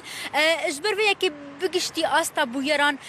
بويران كو إيصال قومين لسوريا وهم لروجافاي كردستاني جي جلكي كيم بون جبير جينكن كو إيصال حفظ جارا قد خيا هاتن وتشوني لسوريا هم لنافشين ريفبريو هم لنافخويا سوريا حفظ جاران بريارا قد خكرنا دركتنا درفا هاتيه كرن اف همو باندورا ويل سرو مال كرني هبو لدرباري تشتين هري زيدا كود بالا من دمايا يانجي جبو من هري بباندور بون دداويه سالا درباس بويدا اريشا ارتشا تركيا بو سرباجار سريكانيه وغريسبي تشيبو لي زيدتر تشيروكن كوشبريه كتن دستبيكا ايسال ده قالك ديان سريكانيه مديتن كوزاروكي خلوه دفري هشتنا وترمي وانجي نديتنا قالك كسن مالباطن جي سريكانيه جي نهال روجافا يعني لفان دفري دنيا روجافاي كردستان دجين دناف دا قامشتو جي يانجي لكامبانا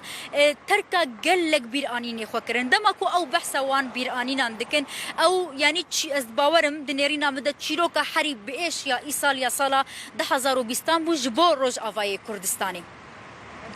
تشكيدين جابوا دباكو فيفيان جبير كربا فيفيان جارك زيادتر جالية جنين داعشي وراستي إيرشانجي هاتبو فيفيان باش بتساق سليم جنابا وان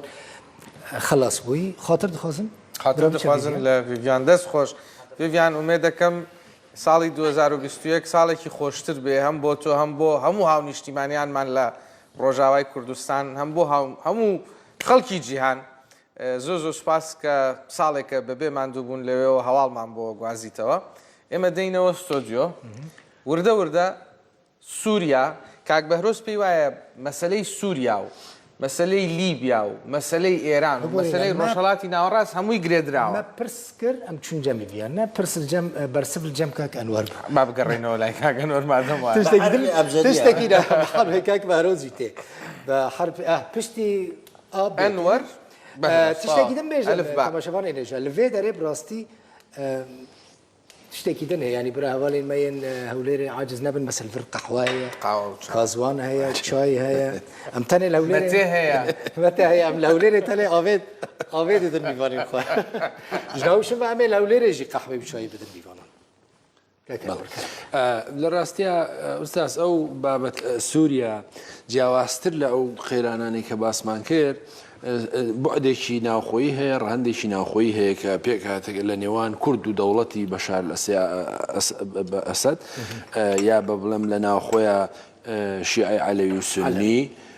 ئەوە بعدێکی ناوچەیی هەیە ئێران و تورکیا و عەرەبستانی سعودی بە پلەی یەکەم دەخالەتیان هەیە قەتەر ڕەنگە قەتەر هینی هەیە کاریگەری هەیە بە یارمەتیدانی گروپە تیرۆریستەکان بەڵام کۆماری ئیسلامی ئێران نفوزی هەیە تورکیا نفوزی پیا کردووە و عەرەبستانی سعودیش بە بعدە مەسەبیەکەی وەکو پشتیوانیکردن لە سونیەکان نفوزی هەیە بۆ نێودەوڵەتیەکەشی لەلایەکەوە رووسیا و ئەمریکا دەخالەتی جدیان کردووە لە سووریا و بە پێچەوانەی یەمەن مەسەن لە یەمەن رووسیا دەخالەتی جدی نییە بەڵام لە سەردەمی حافز ئەسەدەوە لە چەندێ پێش ئێستا لە سەرەتای جەنگی ساردەوە رووسیا سەر بەم بلۆکە بووە و بنکەی تەرتوسی گرنگی رووسیا لە سەرئاوەکانی سووریا هەیە و ئەمە وای کردووە کە لە بیدایەتی دوای ڕووداوەکانی بەهاری عەرەبی بۆچوونێکی گشتگیر هەبوو کە منیش بۆچون وا بوو کە پێم وابوو غەڵەت دەرچوو بۆچوونەکەی منیش و بۆچوونی زۆربەی چاودێرانی سیاسیش کە پێمان وا بوو بە ڕوخاندنی ڕوخان و ڕۆشتنی عەلی عەبدوڵڵا ساڵح و موعەمەر قەزافی و زەین العابدین لە تونس و حسنی موبارەکوانە پێمان وا بوو بەشار ئەسەد و حکوومەتی سووریاش ئەڕوخێ کە دەرەنجام وا دەرنەچوو ئەوش یەکی بەڕاستی پەیوەندی بە گرنگی سووریا هەیە لەو منطقەیە گرنگێکی زۆری هەیە یەکیان بۆ بەنسبەت بە کۆماری ئیسلامی ئێران گرنگەکەی ئەوەیە کە ئەو خەتی هیلالی شیعی کە لە ئێرانەوە لە تارانەوە دێ بۆ کرماشان و بە دیالە تکریت و شەرگاتە ئەڕاتە ڕۆژ ئاوا و لە سووریا و ئەپەڕێتەوە بۆ حیزب الله بۆ لوبنان ئەو هیلالە شیعیە زۆر گرنگە بووی و سووریای زۆر بۆ گرنگ بوو بۆیە هەندێک لە سەرچاوەکان ئەڵێن کۆماری ئیسلامی ئێران 70 تا 100 ملیارد دلاری خەرج کرد بۆی کە ئەو هیلالە شیعە نەبچڕێ و حکوومەتەکەی بەشار ئەسەد نەڕوخێ هەر بۆیە خودی قاسم سلێمانی و خودی جەنەڕاڵە گەورەکانی کۆماری ئیسلامی ئێران لە جەنگە مەیدانیەکان لەوێ دەخالەتیان هەبوو بەشداریان هەبوو نەیان هێش هەم بەشار ئەسەد بڕوخێ و نەیان هێش هەم ئۆپۆزیسیۆنی بەناو سووریا بە تایبەتی ئۆپۆزیسیۆنە ئیسلامی متەتەڕیفەکان کە قەتەر و تورکیا دامی جدیانەکەن بیانێ کۆنتترۆڵی سووریا بکەنەوە دیوێکی تریشەوە بوو دوای ئەو هەژمون و هەیمەنەی ئێران کە کەمتر بووە رووسیا زۆرتر هاتە پێشەوە ئەوش یەکەم بۆ بەرگرتن بە ئەمریکا کە لە کێڵگەنەوتەکانی ڕۆژاوی کوردستانە و دووهەمیش بۆی کە نەکەوێتە ژێرهای کۆنتترۆلی تورکیا هەر بۆی ئێساوی کە پامێرەکەیەوەش باسییان کرد مەسە ئێستا حاڵەتیەوەیە کە تورکیا پەلاماری عین ئیسابە بەڵام ڕێکەوتنێکی تازایان کردووە لە 27 مانگ لەگەڵ رووسیا و تورکیا بۆی کە هەرچی چۆنێک بێ هێزەکانی سووریای دیموکرات لە عین ئیسا بکشێنەوە چونکە هیچ ڕێگا چارێکیان نیە یان ئەوەی کە وەکو هاوشێوەی ئەفرینی لێ بە تورکیا داگیری بکە یان ئەوەی کە رووسیا داوایەکە بخێتەوە ژێر دەستەڵاتی هێزەکانی حکوومەتی سووریا کە بە نەزەری من ئەمەیان سەرەگرێ و لە هەندێک ناوچەشا تورکیا کشاوەتەوە و بۆ خۆشتانە بینن هەم تورکیا و ئەمریکا بێدەنجیان کردو لەو پێرش و پەلامارانی کە تورکیا کردوێتی بۆ سەر ئەفرین و بۆ گرێسپی و سەرەکانیوانە و کارەکەشی ئەو بە نەزەری منەوەیە کە هێزەکانی سووریا دیموکرات جگە لەو ململانە ناخۆیانی هیانە لەگەڵ ئەنەکەسە تورکیا و هەرێمی کوردستان و ئەمریکا رووسیاش دەخالەتیان هەیە لە ماشەوە لە دوای ڕزگارکردنی ڕقەوە هێزەکانی سووریای دیموکرات نوێز بگەنە سەر ئاو ئەوە مەترسی گەورەی هەبوو بۆ سەر تورکیا کە لە جیاتی ئەوەی کە ڕێگا بدە ئەوان پێشڕێوی بکەن داگیرکردنی شارەکانی ئەفرین و سەرەکانی و گرێسپی لێکەوتەوە بام قسەکەی لێوە بگرم گەشتنە سەر ئاوی کورد لەویان زۆر گرنگ بوو بەنسبەت کوردەوە گرنگ بوو بەنسبەت گۆڕینی کۆی نەخشەکان و هاوکێشەکان لە نەک لە تەنها ڕۆژهەڵاتی ناوەڕاستە بۆ داهاتووی کورد زۆر گرنگ بوو زۆر گرنگە هیلالی شیعیش یەکێک لە مەبەستەکانی کە یانوێت دروستیکەن ئەوەیە ئەو ڕاڕەوی غازە کە ئەم لەم سەری جیهانەوە ئەچێ بۆ ئەو سەری جیهان لەژێر کۆنتترۆڵی ئێرانیەکان نابێ کە بەلەو بە عێراقا تێپەڕەبێ بە سووریایە تێپەڕەبێ و لێەوە ئەچێتە ئەوروپا با بڵێن ئەیانویست ئێرانەکان بە تەواتی کۆنتترۆلی بکەن ئێستا بارودۆخەکە چییە کۆی چیرۆکەکە کاک بەهرۆز لەسەر ئەو نەخشەیە بۆمان ڕوونەکاتەوە کاک بەهرۆز گوێ لە جەنابتەکە ئەمە مەراقێکی من بۆ ڕۆژە لە ڕۆژان ئالێرە ئەمەشی بکەمەوە ئەمە لە ئۆفیسی خۆ لە قوبرسیش و لە کوردستانیش ئەم نەخشەیە هەڵواستراوە نەخشە باش دەرهێنەر بکارە بە باش دیار بکە کاک بەهرۆز نەخشە کامێرای دوو ئەتوانێ وەریگرێ بە ئەم کوردکردنەوەی کاتەکەیە بەشیکردنەوەی ئەم نەخشەیە ئەمە سووریایە ئەمە تورکیایە ئەمە قوبرسە ئەمە ئیسرائیلە ئەمە پێی دەڵێن دەریای ناوەڕاست بەحریە بێزی متەوەسط مێدیترۆنیان ئێران پێڵە مێدیترانە مهمەتی ئەم حەوزەیە زۆر مهمە لە ڕووی جوغرافیەوە سێ قاڕە سێ کیشوەر بەریەکەکەون ئەمە کیشوەری ئاسیایە تورکیا و سووریا و ئیسرائیل ئەمە میسر و لیبیا و ئەمانە ئەفریقان ئەمەش ئەوروپایە قوبرس وڵاتێکی ئەوروپی لە ساڵی 2023ەوە ئەمە یۆنانە و فەڕەنسایە ئەوان ملاحەزەی بچووک نە پەنجە و نە قەڵەمەکە و بەر شاشەکە نەکەوێت چکە تەچە ئەگۆڕێ ئەگەر بەسەر چاو ئەمە لە ڕووی جوغرافیەوە ئەوە بوو لە ڕووی مێژوویەوە حەزاریەوە ئەمەش ئەهمێتێکی ترە حەزارەتی غەرب و شەرق لێرەدا بەریەک ئەکەون ئەمان لە سووریا و لە مووسڵ و ئەو دەڤەرە پیان وایە هیلالی خەسی مێژونووسەکان دەڵێن مەهدی حەزارەت سەر هەڵدانی مێژوو لە دایکبوونی حەزارەت لێرەوە بووە پەڕیوەتەوە ئەوروپا ئەوانیش دەڵێن لە یۆنانی کەونەوە لێرەوە پەڕیوەتەوە ئێرە و بە بەردەبازە بۆ منتیقی ئێمە باسی ئەمە ناکەین لە ڕووی اقتصادیەوە ئەمە لە 2011 لێرین 2011 لێرین لە ڕووی اقتصادیەوە خۆتان نەزانن لە پێش ساڵی 2010ەوە ئەوروپا محتاج بوو پێویست بوو بە غازی رووسیا کە رووسیا یەکەمی یەدەکی غازی جیهانە 24% هەیە لە زمنی بەهاری عەرەبیا ڕووداویشی گەورەتر شۆڕشێکی جیۆپۆلیتیکی شۆڕچێک لە مەجای وزەیە هاتەکایەوە قوبرس ئیعلانی کرد کە غازی سروشتی دۆزیەوە قوبرسی یۆنان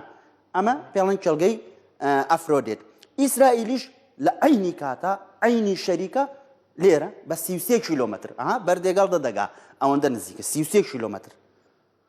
لە کێڵگەی لێڤاسان وتی منیش غازم دۆزیوەتەوە لە لوبنان دۆزیانەوە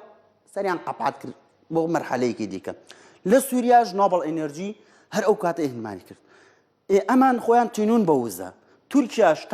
میسریش لە ساڵی 1970ەوە لە ڕێکەوتنامی کام داڤیدەوە غازەدا بە ئیسرائیل ئیتفاقیانێ لەگەڵ ئیسرائیلە هەمیشە ئەمریکا محاوەلەی کردووە دۆستێک بۆ ئیسرائیل بدۆزیێتەوە بە تەنها نەبێت بۆیە سەردەمێ میسری بۆ دۆزیەوەتەوە لە نەوەتەکانە تورکیا بوو دوایی ئێران بوو ئەوە ئاوهایە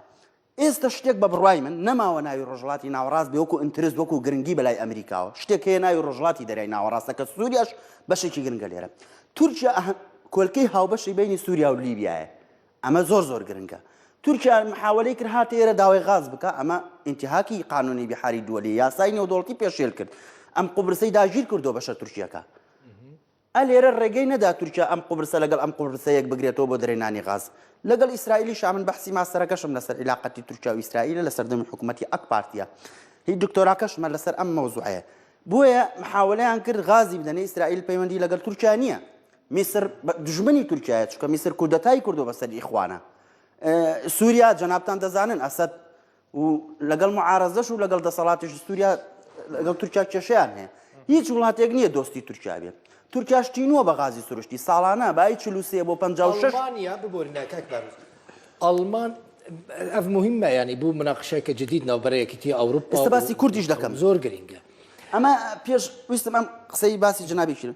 لێرە ئەمە تازە هەفتەی پێشوو لەگەڵ برادێکی تورک مناقەشەیە خۆ هەبوو لە ڕادیۆی دەنگی قوبرس ئەو دەیگوت بۆچی ئەوروپا دەزوەرەدا لە لیبیا تورکیا دەزوەرنەدا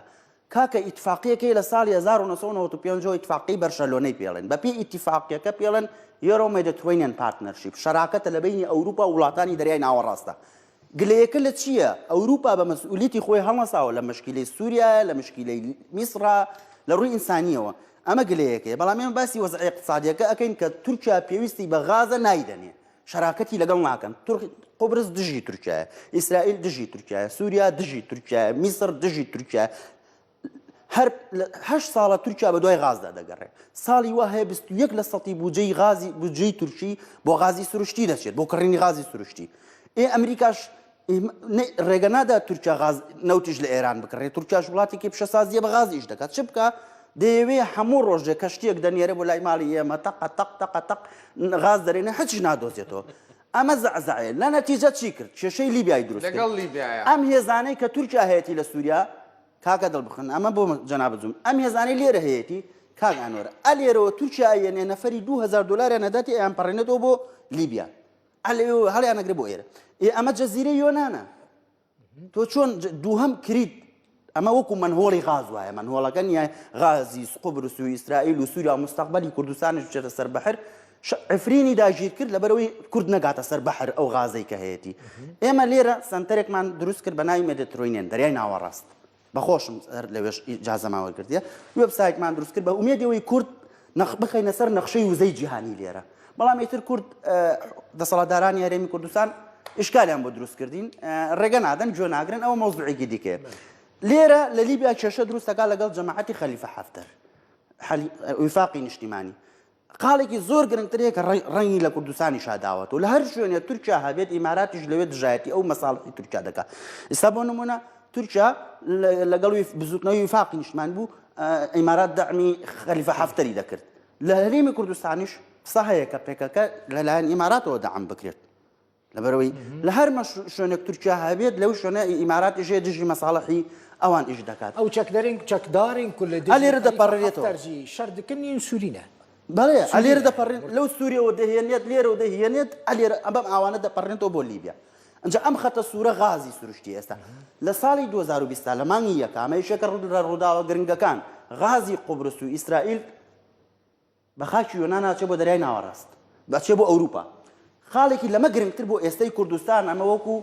عیلاجێک بۆ ئەم وەزعی هەرێمی کوردستان لە ڕووی دیبلۆماسیەوە کە تورکیا بەرەو ناو خاکی هەرێمی کوردستان دێت ئێستا فەڕەنسا دایکی هێزری ستراتیژی بەحری بێزی متەوەسطە دەریای ناوەڕاستە خۆتان دەزانن فەڕەنسا دژی مەساڵحی تورکیایە لەم منتیقەیە خۆتان دەزانن لیرەی تورکی بووە بە 820 لیرە بە 100 دلار سەبەبی ئەوەیە هەموو وڵاتانی ئەوروپا لەسەر مشکلەی قوبرس و یۆنان سانکشن سزایان سەپانەوە بەسەر تورکیایە تۆڵی فەرەنسا ئەکرێ ببێ بە بژاردەیەک بۆ کورد بۆ ئەوەی بچینە سەر ئەم حوزەیە پامێک گەیشت لێرە هیچ عقدیەک هەیە زۆر باش بوو با بچینە سەر بێمە شوێنی خۆم وەرەوە زۆر باشە هەر جەنابەت ئێمەت گەیان دەکوێ گەیانیتە لیبیا ئێستا توانین وردە بە کاریگەری تورکیا لە لیبیا رووسیا لە لیبیا دەست پێ بکەین و بچینە بەشی سێهەمی بەرنامەکەمانەوە کە مەسەلەی باکووری ئەفریقایە هەر لەسەر ئەو نەخشەیە ئەگەر تەماشای بکەن ئێستا وجودیە ئەو خەتە غاز دەڕادە 1900 کیلومتر ئەمەتان پیشاند بەم یەک دقە لێرەوە اینجا دووری قوبرس لە سووریاوە 100 کیلومترە زۆر نزیکن لە ڕۆژاوای کوردستانەوە زۆر نزیکە تورکیا بەپێی ڕێکەوتنامەیە گوتی لەگەڵ لیبیایە لەبەر ئەوەی ئێمە خاکەکانمان یەکدی دەبینێت ئێمە مافی ئەومان هەیە ڕێکەوتنێکی ئاوی بکەین لە نێوان خۆمانە کردیان و دەریای ناوەڕاستیان دەریای سپی ناوەڕاستیان شەق کرد بە دوو کەرتەوە بەڵام لە هەمان کاتە کێش ئیسرائیلیش هەستا لەگەڵ میسرا لەگەڵ کێیەکی گرت لەگەڵ یۆنانە ئەمانیش ڕێکەوتنێکیان 10 ساڵە ڕێکەوتنیانە 10 ساڵ ڕێکەوتنەکە لە دوای ئەمە جارێکی دیکە هێنایانەوە پێشەوە کە ئێستا دەریای سپی ناوەڕاست بە دوو ڕێکەوتن کراوە بە دوو کەرتەوە یعنی ئێرەش هێندەی گەروەکان مەترسی لەسەر دروستوە کە لێرە شاپێک دادانێک دروست ببێ مەسەن تورکیا 2 ڕۆژدارێ 4 ڕۆژدارێ پیری ڕئیس پێڵەن پیری ڕئیس ئەو کەشتیە ئەینێرێتە ئەم ناوچەیەوە بۆ ئەوەی کە بەدوای غازا بگەڕێ بەدوای نەوتا بگەڕێت و لێرەوە یۆنان شپرزا بێت و ئەکەوێتە حاڵەتی ئامادە باشیەوە جا کۆی هەموو ئەمانە لە تایبەتی لیبیاشە کە تورکیا لە سووریا شەڕێکی هەیە و لە لیبیا شەڕێکی هەیە لە سووریا لەگەڵ ڕووسەکانە ڕوبەڕوویەکە بێتەوە چکە ڕووسەکان پشتگیری لە سووریا ئاکەن لە حکوومەتی ئەسە دەکەن تورکیا لەگەڵ گروپە تند ئاژۆ سووریە سونیەکانایە لە لیبیا بە پێچەوانەوەیە وردە با بچینە سەر کۆی ئەو هاوکێشەوەیە قسەیە بکەم ئەوەی کە دکتۆر ئەو شیکردنەوەی کرد ڕاستە ئەو ڕێکەوتنانە چەند ساڵە هەیە بەڵام ئەوەی کە ئەم مۆزوعی زۆر گەرم کردەوە هەمویان هاتنەوە سەرخەت سەبارەت بە گازی سروشی لە دەریای سپی ناوەڕاست ئەو ڕێکەوتنەی نێوان تورکیا و لیبیا ئەو ڕێکەوتنە بە تاقی تەنها یەک دۆستی نییە لە دەریای ناوەڕاست ئەو ڕێکەوتنە وای کرد کە وڵاتانە هەمویان یەک بگرنە ئیتالیا یۆنان قوبرس و ئیسرائیل و میسرۆوانە تەحالوفێگە هاوپەیوەندێک پێک بێن بەرامبەر بە تورکیا ئەوە بووکە پیانوە بووکە ئەو ڕێکەوتنەی نێوان تورکیا و سەرراج نامەشروعە لەبەرەوەی هەم حەلیفە خەفتەر ئەوەی بەڕسمی ناناسی و هەم ئەو وڵاتانەش کە هاوپەیمانی حەفتەرن هەم ئیمارات و هەم میسر وڵات بەشێکی تر پیانوە بووکە ئەوە سیاد و سەروەری لیبیا خاتە ژێر پرسیارەوە بۆیە بە نەزەری من ئەو گەلە کۆمەکەی کە هەیە هێندەی لە دژی تورکیایە هێندە پەیوەست نییە بە خودی لیبیا زۆر گرینگە مەسەلەن چەند ڕێکەفتنە دوان ڕۆژێن داوێداش دوان هەفتەیەن داوێدا مەسەلەن عالی حفتر خليفة حفتر يعني صالح عقيلة صالح سروكي برلمان ليبيا لهفكر بكيماني برنجكي للمغربي بسال برشتيا وزير دربية مغربي لهفكرن كو حردو قليل هبورن درست اما دا كاري جهل بجارتنا بكنش بودا 2020 كان تركي نهشت تركيا بلا مخالفتي تركي نهشت هيزن خليفة حفتر وسراج لهفورن يعني حكومتها وفاق جبر كلها فكرنا وان ندبر جوان ديالتو خالك يتر زور جرينجاليريا ام ولاتانا لسوريا مثلا لسوريا لاسرائيل لمصر لقبرص ليونان هميان نيكو كردوتو سببي كي تاريخي استاذ لسردمي 500 سال خلافه العثمانيه هميان تشتيانا بدس تركيو تركا كانوا اوانوا بونمنا لسالي 2014 تركيا كشتيكي ناردبو بو قبرص يوناني اما منطقه بلان اكسكلوسيف ايكونوميك زون مناطقي مائيه حصريه للامم المتحده نتو قلتو كان هي اما منطقه مناطق اقتصادي حصرين لا به هیچ کس یک به پرسی الامم المتحده به کیفی خو او بکات همو یان چشتو انا خطابي اردوغان خطابي اك بارتي لتركيا خطابي كي زیاتر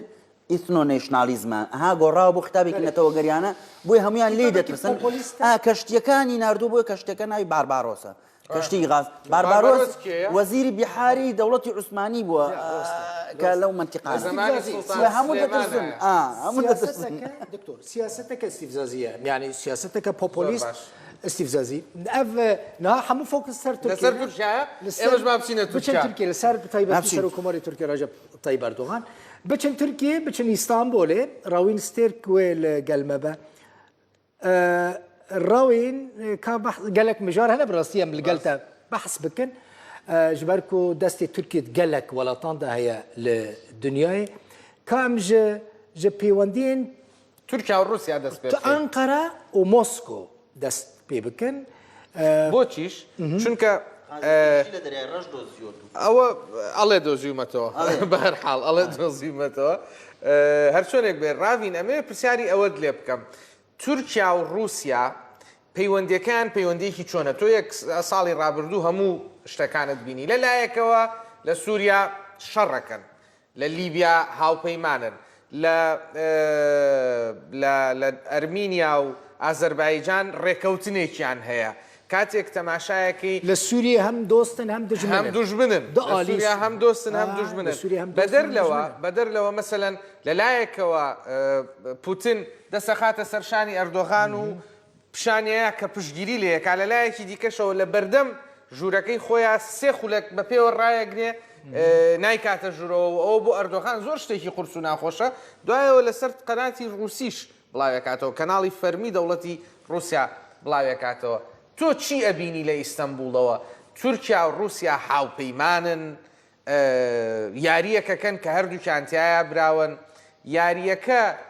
رووسیا دەیکا و تورکیا بە دوایە ڕادەکا ئەی تورکیا یاریەکە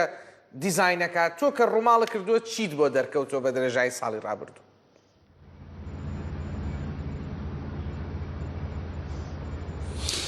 بلدن باش بیستون دلبخین و میوانین عزیز هلبت ام دوی تشتکی دست بکن پیوندین روسیا و ترکیه ام ببیجن پیوندی پوتین و اردوغان اگر نها اردوغان و پوتین نبن و پیوندی ترکیه چوابن لگوری نرینه که لگوری چاودریامجی او پیوندی که هایی دوی آسته دا نامینن پیوندی که شخصی دا ناو بین اردوغان و پوتین دا دو سال دریج دا چی بویه هبودن وقت دوست به ناو دکنش بر وی اکیجی پیوندین هر دو ولاتان دا آستا سروک دولتان دا بریفا دچنو ام دکارم بیجن کو به هیلا کوتی دا ویترینی دا گلکی باش دخوین لی پیوندین وان به چه دست بگیربون به خستنا فروکه روسان دست بگیره و هر چی خاصی ترکیه پشتی دانین کو او فروکات خاره پشتا گوتن کو او جهلا فتوجان و هاتیه کرنجی داویا داویندا ارتشا ترکیه فروکه روسیا خسته بو لی همو کس چاوری بون کو پیوندین ترکیه و روسیا به یکی خرابه بن لی نخیر جبر کو برجواندی روسیا یا لسر آخا سوریه و چند مجارندن روجراتا ناوین حوجه یکی بون کو ترکیه لگل روسیا بگره تابی کو بالا فرج هلا ترکان و هات داخستن هات خستن جی روسیا حل دا کو ترکیه بکشنه هلا خو جبر کو او شرن کو بهتر لسر روی جهان بردوام دکن حلبت پاروکرنا جهان استراتژیا 100 سال 21 حتی برای 22 و استراتژی که نو لجهان بدانین حتی 100 سال 19 ها نزدیکی 20 ها جام دزانم کو دو هزین سرکه و مزن هبون لجهان امریکا و روسیا لگوری تشنگو در کتنه حول لگوری پسپور و پروفسیونل و قاده ادی دنیا برای به عالیه کی دن واده چاوی هزک دیسا امریکا به ل احتمال هيا هزک دن ادی نه روسیا به دبکو چین به جبر ویکیج او خطا کو جهان تا پاروکرین باوای کی مزن باوای کی گرینگ در روزات ناوین در باست با سوریه یعنی روسیا اگر ل بحر سپی خودی هزک خودی هینترلاند که مزن نبه او نکار بر ریل بروی کی بگرد کو چین رولا وان جدستوان بگره یعنی لازم روسیا دگل چین هندستان ولات اندنین روجلات ناوین و قفقاسیا پیوندی که باشتینه ده همو وان خالان داجی ترکیه کو د سالن داوین دا لروجلات ناوین با اپراسیون خو با حبون خو لشکری به هزا خو ام بیژن نفرمی دبا کرتک جهیلا هم روسیا و قفقاسان و یعنی اوراسیا جیان با و جهیلا روجاوایی ام واجی هم تداین کو او هیز دگل خو بيتا استخدام كرن لي بشتكو هن ناكوكي د نافبينا تركيا وامريكا دا دركتن تركيا وولات الدن دا دركتن جي بارتنر بونا تركان لقال روسان بهتر بهزبو بهتر بقابات بو روسيا بفي دوستانيا خو حل داكو نتنه دوار سياسي و استراتيجيك دا دوار بازرگاني و وگوهستنا غاز و انرژي دا جي تركيا وك ام بيجن پرك بكاربينا بهتر غاز خو سر تركيا را حل دا بگيجنا اوروبا کو لسر اوروبا جي تركيا روسيا كاربا وشاغي بابا خادي هيزك خادي رولك ام دكرن بيجو او پيوندي کو دو استا سرک دولتان دا دست بكرن د ناوا سالين دريج دا هلبت وك رخصتن وك ام بيجن سازکرن و سازیکرن جی جبو هر دولتان حتی دانین حتی بنگاوان حتی دانین لی ام دبینن کو مسئله حساسه نکو دناو بین روسیا و ترکیه دا جی جار جارنا دبن صدام نکوکین وزن بومیناک لیبیا بومیناک ام بیجن مسئله دناو بین آذربایجان و ارمنستان دا هر وکی دن لسوریه جی جار جارنان برجواندین روسان و ینترکان لحف دقالب جبر کو ترکیه لهله که جی نه راضیه کو به تمامی دست خوا روجاوایان جی بشو جا امریکا یان جی بشو لیل ناوا ترکیه ام دکارم بیجن کو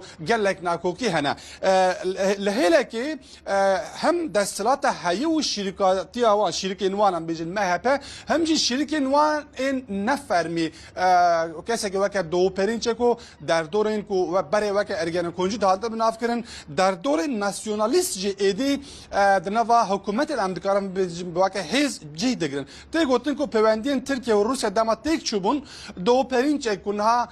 یکم کسی ناسیونالیست نوا ترکیه و تهیزه که ویا سیاسی جی نینه لهر کو در دکوه سر اکرانان دبیجه ترکیه ام بر ریوا دبن دبیجه آک پارتی هات سنگرا مد چاوکو دما اپراسیون ارگنه کنده دو پرینچ ایک جید ناو دا جهلا وید اصلاته و 3-4 سالان 5 سالان هاتبون زندانی کرن دبیجن اردوغان او جبو کو پیوندین ترکیه و روسیا درست بکه چاره سر بکه چند جاره شانتیه روسیایه او بلوغ حل داده که ترکیه ندگل لگوری گوتن انوان نه لگوری امپریالیستین روجاوایی لگل اوراسیا گل بلوغ اوراسیا جی بگذش بر ویکی جی بچینی راجی ریک هاتیه دانین رامین تشکانی بیرامن اف پیوندین روسیا و ترکیه و کرینا سیستما روکتین S-400 هر دمیج آلی ولاتین روج آوا ناتو طيبتي امريكا ودبن تهديد اداء تركي يعني اشكرش تركي راد بيجن چقاس زيدا خواز نيزيكي موسكو بكي تا اوقاس مبدور كبي يعني تيج علي ما علي چكداري دا واري جزا كرن تيج علي مادي واري جزا كرن علي دبلوماسي وتي واري جزا كرن يعني تي زيدا تر واري دور بيج كرن تركيا في ريسكي براستي دا برچاوين خواك يعني بهتر نيزيكي روسيا ببا و یک اوروبا ناتو ولاتین روجاواج جیب دور کبن نکردی بله او مسئله S-400 دان موشک و نفلان به وهبت مسئله که گلکی گرینگ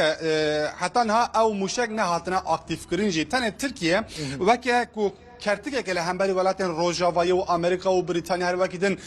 دست خود بهله او مشتکستند لنها تام نه باوری نینه کوان اکتیف شی بکاش برکو دمکو اکتیف کرد او مشک و چاقه دکارن لهمبری نتویج بنا بکارن لگوری سیستما کو همو ولاتین اندام ناتو انتگریت دا جی دگرن سیستما S-400 لخوان نگرن یعنی ناتو نکاروان کنترل بکاش برکو ترکیه ولاته که ناتو یا همو چک و تقمنی و فوزه و هر وقتن تشت سر ترکیه هنه ده همان دمیده جهلا ناتوی جیوه تینا کنترل کردن و تینا بریوا برن لی او موشک لسیستما ناتوی نگونجون یعنی جی ناتو نکاروان کنترل بکن احتمال هیا کو او موشک ببن صدام کو دواره استکباری دا دواره هن فرین چون هاتنن بالا فراندا لهمبر ناتو تشت نوجی در بکن بر وی کی نوا ترکیه دا جی ام نکارن بیجو کو تام تقاضیک هیا کو او بنا اکتیف کردن لی اگر ام بلوک ناسیونالیستو بلوکا کنها دستلات پارودی کن دنیرند نوان دک هیچ که مزن ہے کو وان اکتیف بکن و باوی کی وکری اشکرجی دگل روسیا جی بگرن حتی پیوندی خو دگل ولاتن روجاوایی و دگل آمریکایی جی ببرن لی او یک مسئله که سیستم ترکیه یعنی رژیم ترکیه دماهاتی دانین بریوان ل اروپا بیه دوی دمیدا ولات کی وها را برای خوجنش که و بدا اوراسیا او نه تنه مسئله که سیاسی و لشکر پشتکاری و تکنولوژی و بازرگانی دواره جواکی ده هشمندی که نو لازمه لی خودی سیستمی جد زانه کو او خطره که مزنه وی چاغه لازمه ترکیه جگلک تشتان وازبی و دف جوان برده در روزین پیشتا یعنی جد دمین پیشتا احتمال جاره که دن ترکیه هدی وگر رسر پروسیا ولاتین روجاوایی زۆر باشە ڕاوێن یەک تۆز باسی ئەم ساڵی ڕابردووی خۆتمان بۆ بکە بارودۆخی پەنابەران لە تورکیا تۆ ڕووماڵت کرد چیت بینی بە شێوەیەکی گشتی لە تورکیا چی هەبوو ئەم ساڵ تۆ چۆن ڕووماڵت کرد تۆزێ باسی ئەوەمان بۆ بکە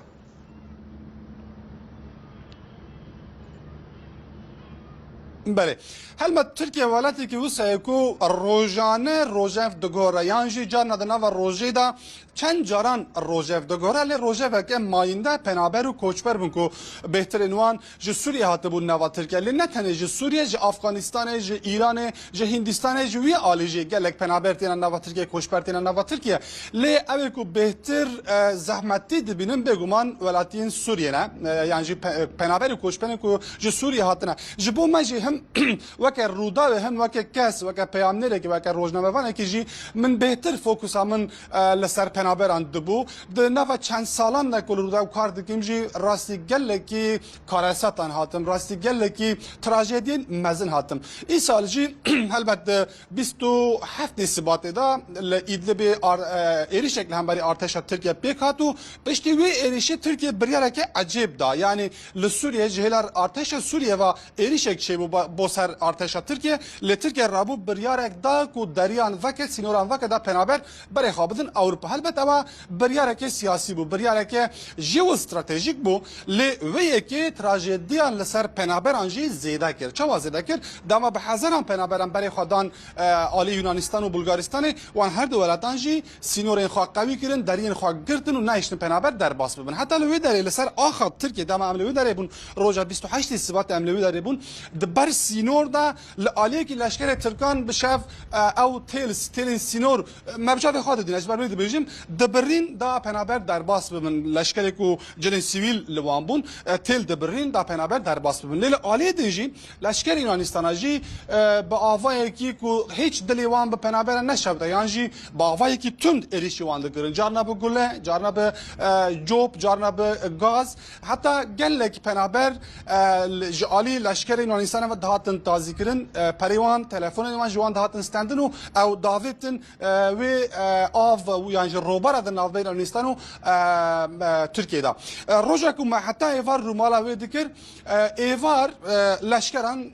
ام کمک روزنامه وان لجیو که کار دکر زویک بول بر تل و به هزاران پنابرانجی آگر دادا بون به صدان آگر دادا بون مجی خواستم دنا و وان ده هم دیمنام بکشیرن هم ساوند بایت بگیرن که حالی وان بپرسن لشکرانجنش که بریار گوهرتن و جیگو روزنامه گر لید دخابتین حتی یوار گوهرتن گوتن ایکول ویدره بنجا می بنچال بکن حتی یوار گلک روزنامه وان هاتن گرتن لی از او هفکار من کامرامان من محمد شیرین اکن ام حتی یوار لوی داری بون دما امبرن بر قراقولا لشکران لوی داری همون روزنامه گر بردن بس ام برندن ام هر دو برندن دما ام لبر دری قراقول راوستیا بون حفشا قراقول های اما سربوی زاویه و یکو پنابرجی لید دمینن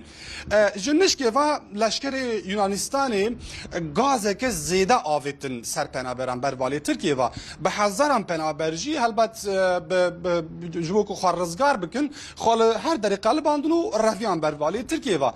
جبر کو تو بند یعنی دیوار ده حفش قراقول ده تنبون هم فکری بوجبو زاویه پنابر جوی داره و هاتنو بر قراقول را باز دادن چه لشکر هبن چه سرباز هبن چه برپرسن میتل و در هبون 15-20 کس اوانجی به پنابران را نچارمان برون از او کامرامان تنه عمل بر دری قراقول مان ولی مان همون تشتی مدرسی وانده بو دوی نافبری دا جنه که کو دهم بیزاوی دا منداله که بچوکا بو باورم یک سال نیف بو بلکه دو سالی هبو تنه بو به حول که مزن او زاروک دریج هم بیزا من کرد گو که از برپرسکیم یعنی پلیسیم یعنی لشکرکیم لبر قراقول راوستی ام هر دو تنه بون منو کامرامان موها لحظ میذکر مگو امجی برهن خارزگار بکنن هم جوی دستگیری هم جی غازی باشه ما گفت بکنم جو ما سوچی کی مزن ام نچر من راوستن دوی ناوید او جنکات زاروک او مندال او بابک و دا هم بزامن و از لبی دنرم او من دنر بس من کو از تشتکی بکم نام زمان هفام دکن او عربی داخوی نچر مام هستك قال لك جران وي من دالي جارك يدن دريجي دياوي بكم ايديجي بشتيوي از نزلم هالبات شبوان هات لي از هاتن قلتن سروي رومالا ما يا حتى ايفارا اللي بدريش بركو جيكو مر رومال اللي ذكر تو مديا كدن تنبو ديمان انكو ما حتى ايفار ودغو هستن لقال لك تلفزيون جهاني هاتن بلاف كرن ورومالك قال لك سركتي بوجبو رودا ويجي جبو ماجي وي ايفاري از ام هاتن بنشاف كرن هاتن قرتنو بشراجي شش مها از دگرتیگه هدامان بگومان من نکاری از بماوی 6 ماه روزنامه‌گری جی بردوام بکم نه تنها این سال دخوازم بحثا کارهسته که کل ازمری قوی میشه بکم به کرتی 2019 با باورم همچون ازمری پنابر یعنی او کلک کوته دابون خانقی نوق بو مالبات یک جو تسخور ماتیو هات بو مالبات که عرب جی ج بغداد هات بون مالبات عرب 6 کلچو هفجینا مرک خانقی بون او زلان تنه ما بو مالباتا کرد کوجه تسخورماتی هاتو بوجی 5 کلچو دایک انوان خانقی بون هر دو باو و باو کرد جی زاروک کی 4 سالی ما بو به نام محمد دما ما پیرا گوتو بیش کر به مالباتا او کسی تو خورماتی را مذکر او تلی نوی و هاتف مرکب یعنی هر 5 تلی نوی مرکب یعنی شوپا مرکب لسروان هی تنه یک مایه ناو مایه مگو او چیه ایکو مایه جی لسر وی تلیبو محمد دنویسی او اندن جی چوبون یعنی تنه شوپ ما بون مگو او چیه دنویسیه گو دمكو ام جتوز خرماتي دركتن مش بابي خرجو بابو ام دچن بس بحرة ومرنا دبكو ام بمرن نافي زاروغان لسر تلين مبنويسا اگر ام مرن اگر ما ببيلن بلا زانبن ام كينا یاکو مای ناوی کو تنی مای ناوی محمد بو محمد تنی رزگار بو گوت سه جارا مخابردا مدی ترمی هفجینا من کچین من دبل مر در باست بن من خواستی دایجی خو بردم یعنی اجی حرم گو سه جارا محمد غازی من کر گو رزگار بکش بروی از فلیتیمو تشتکی بالکیش بو ناوی محمد تنی ما بو هر چهار ناویندن جی چوبون البته دوان دامان گله کارست اندیجی درکتن لی مسئله پنابران جهلا هر کسی و وک کرتک تی بکارانین تشتکی کو وک روزنامه وانی کی کرد من گله که عاجز که میناق استانبول چیه از نرنا خلکی نرنا ترکان نرنا کسی گلفی باجاری دجین دیاره مخابن کردن می باکورجی هلوسته وان لهمبری پنابرین سوری یعنی پنابرین ولاتی که دن پر نجدای جیا خلقی دن ام دبینن لوی داره امجی پنابرین امجی وقت کردن باکور کردن باکوری کل لوی داره دمینی جی پنابرین له هلوسته وان لهمبری پنابرین روزی گله کی خرابه راوین بداخوا امی کرد همومان لدنیای پنابرین لدنیای آوارین هەر تۆ نیت کە لە ئیستەمبول هەست بە ئاوارەی خۆت بکەیت هەتاکو نیشتیمانێک نەبێت کە سنوورێکی هەبێ و هەموو دنیا قبوڵی کردبێ هەر ئاوارەی زۆر سوپاس کە لەگەڵمان نابووی لە ئیستەمبولەوە ئەو چیرۆکەش کە گێڕاتەوە زۆر کاریگەر بوو ئومێد دەکەم محەممەد ئێستا لە ژیانێکی خۆشابژی ئەوەی کە بەتەنها ناوی ئەو لەسەر پەنجەکە مابووەوە دنیا ئاواهیە گەورەکان سیاسیەکان لەسەر بەرژەوەندی گەورە شەڕەکەن وەشکە لێ قەومێت تەنها خەڵکی فەقیر و هەژار و لێ قەوماوە زۆر سوپاس کۆمەڵە چیرۆکی زۆر سەرنجڕاکێشت بۆ گواستینەوە بە دەرلەوەی کە باسی تورکیات بۆ کردین ئێمەش ئەگەڕێینەوە ستۆدیۆ و باسی ئێرانەکەین خەتی ئێران ئیسرائیل ئەمریکا راپۆرتێک هەیە بەری ئەم وەرن ستودیۆ بەحسا وێ مژارێ بکەن کە بمەرە راپۆرتی تەماشا بکەن و پشتە ئەم تێنفر ئێران بە دەستپێکێکی خراپ پێینا نێو ساڵی 2020 تەنیا 3 ڕۆژ لە ساڵدا ڕۆیشت بوو فڕۆکەی بێفڕۆکەوانی ئەمریکا قاسم سلەیمانی فەرماندەی فەیلقی قودسی سوپای پازرانیان لە نزیک فڕۆکەخانەی نێودەوڵەتی بەغدا کردە ئامانج ئەمڕۆ داوە ئێران و ئەمریکای خستە سەر لێواری شەڕ و پێکدادان Qasem Soleimani قاسم سولەیمانی کوژرا و خوێن ڕشتنەکانی بۆ هەمیشە کۆتایی هات.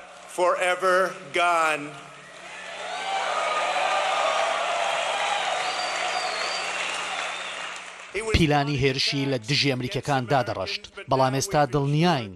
کۆمەڵکوژیەکانی کۆتاییان پێهات. ئەمریکا هەر بەوە نەوەستا لە چوارچەوەی کامپینی ئەو پەڕی گوشار کە لە 2010دا لە دوای بەجێهێشتنی ڕێککەوتنی ئەتۆمی بەسەر ئێرانی سەپان سزاکانی سەرتارانی زیاد کرد. لە کاتێکدا خوێندنەوە بۆ بژاردەکان دەکەین بۆ ئەوەی وەڵامی سنوور بەزانەکانی ئێران بدەینەوە، ئەمریکا دەستبەجێ سزای زیاتر بەسەر ئێراندا دەسەپێنێت، سزای قورس بەسەر ڕژێمی ئێران دەسەپێنێت.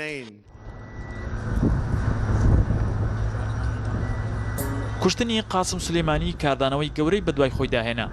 ئێران وەک تۆڵەسەندنەوەیەک چەند موشکێکی ئاراستەی چەند بنکەیەکی سەربازی ئەمریکا کرد لە عێراق و هەرێمی کوردستان، بەڵام موشکەکان زیانی گەوریان لە هێزەکانی ئەمریکا نەدا جگە لە کاریگەری دەرونی بۆ سەر بەشێک لە سەربازەکان و زیانی مادی بۆ سەر سەربازگەی عین ئەسەد کە یەکێکە لە گەورەترین بنکە سەربازەکانی ئەمریکا لە عێراق. تەخریب‌های فیزیکی وەیرانکاری بەرجەستەیی تەنیا بۆ ئەوە بوو بڵین ئێمە زۆر بەهێزترین لە دوژمن و هەر شوێنێکمان بووە دەتوانین بیکەینە ئامان. لە کاتی خۆ ئامادەکردن بۆ وەڵامدانەوەی ئەمریکا، ئێران بە هەڵا فڕۆکەیەکی ئۆکرانی خستە خوارەوە دەیان هاوڵاتی بیانی گیانیان لەدەستدا. دوای نیکۆڵیکردنێکی زۆر تاراندانی بەوە ناکە فڕۆکەکەی بە هەڵا خستۆتە خوارەوە، بەڵام کۆتایی بە هەڕەشەکردن لە بە ئامانجکردنی بەرژەوەندەکانی ئەمریکا نەهێنا. هێرشی سەر بنکە سەربازەکان و باڵێۆزخانی ئەمریکا لە عێراق زیادیان کرد. ئەمریکا چەند جارێک چەکدارە شیعیەکانی کردە ئامانج و سزاشی بەسەر سەپاندن، بەڵام ئەوان لە هێرشکردن هەر بەردەوام بوون. ئەمڕۆ وەزیری دەرەوە پۆمپەیۆ بڕیارێکی یەکلایەکەرەوەی لە دژی میلیشیاکانی سەر بە ئێران داوە و ئەحمەد حەمداوی خستە لیستی تیرۆرەوە. حەمداوی سکرتێری گشتی کەتایب حیزبوڵایە، ئەو گروپەی بەرپرسە لە ژمارەیەک هێرشی تیرۆریستی لە دژی ئەمریکا و هاوپەیمانی نێودەوڵەتی لە عێراق. لە هەر گرژی و ئاڵۆزێکی نێوان ئەمریکا و ئێران عێراق باجی قورسی داوە. گواستنەوەی ململانەکان بۆ نێو خاکی عێراق قەیرانی ئابووری و خراپی خزمەتگوزاریەکانی سەختتر کردەوە. ئێمە بەڕاستی بۆ بەرژەوەندی خۆمان چاومان لەوەیە پەیوەندی باشمان لەگەڵ هەمولایەکە بێت و ناشمانەوێت ڕابکێشتێنە نێو شەڕێکی نەخوازراو. هەڵچوونی گرژی و ئاڵۆزەکان لە نێوان واشنگتن و تاران ڕێکەوتنی ئەتۆمی خستە مەترسیەوە. ئێران پابەندبوونی خۆی بە ڕێکەوتنەکە کەم کردەوە دوای ئەوەی وڵاتانی ئەندامی لە ڕێکەوتنەکە بەوە تۆمەتبار کرد کە کەوتونەتە ژێر کاریگەری ئەمریکا و بەندەکانی ڕێکەوتنەکەش وەکو خۆی جبەجێ ناکەن. لە کاتێکدا هەڵچوونی مەترسیدار لە ڕۆژهەڵاتی ناوەڕاست ڕوو دەدەن، پاراستنی ڕێکەوتنی ئەتۆمی لە هەموو کات گرنگترە. ئەمریکا بە درێژای ساڵی 2020 ناوە بە ناوە سەزای بەسەر ئێران یاخود ئەو کۆمپانیانەدا سەپاندووە کە یارمەتی ئێران دەدەن و نەوت و سوتەمەنی بۆ دەگوازنەوە. ئەمریکا چەندین جار دووپاتی کردوتەوە کە سزاکان دەمێننەوە تاوەکو ئێران هەڵسوکەوتەکانی دەگۆڕێت و دێتە سەرمێزی گفتوگۆ بۆ ڕێکەوتنێکی نوێ لە شوێنی ڕێکەوتنی ئەتۆمی. بەڕاستی ڕژێمەکەی تاران هەڕەشەی یەکەمە بۆ سەراسایشی کەندا و خەڵکی یاشتی خوازی تەواوی ناوچەکە.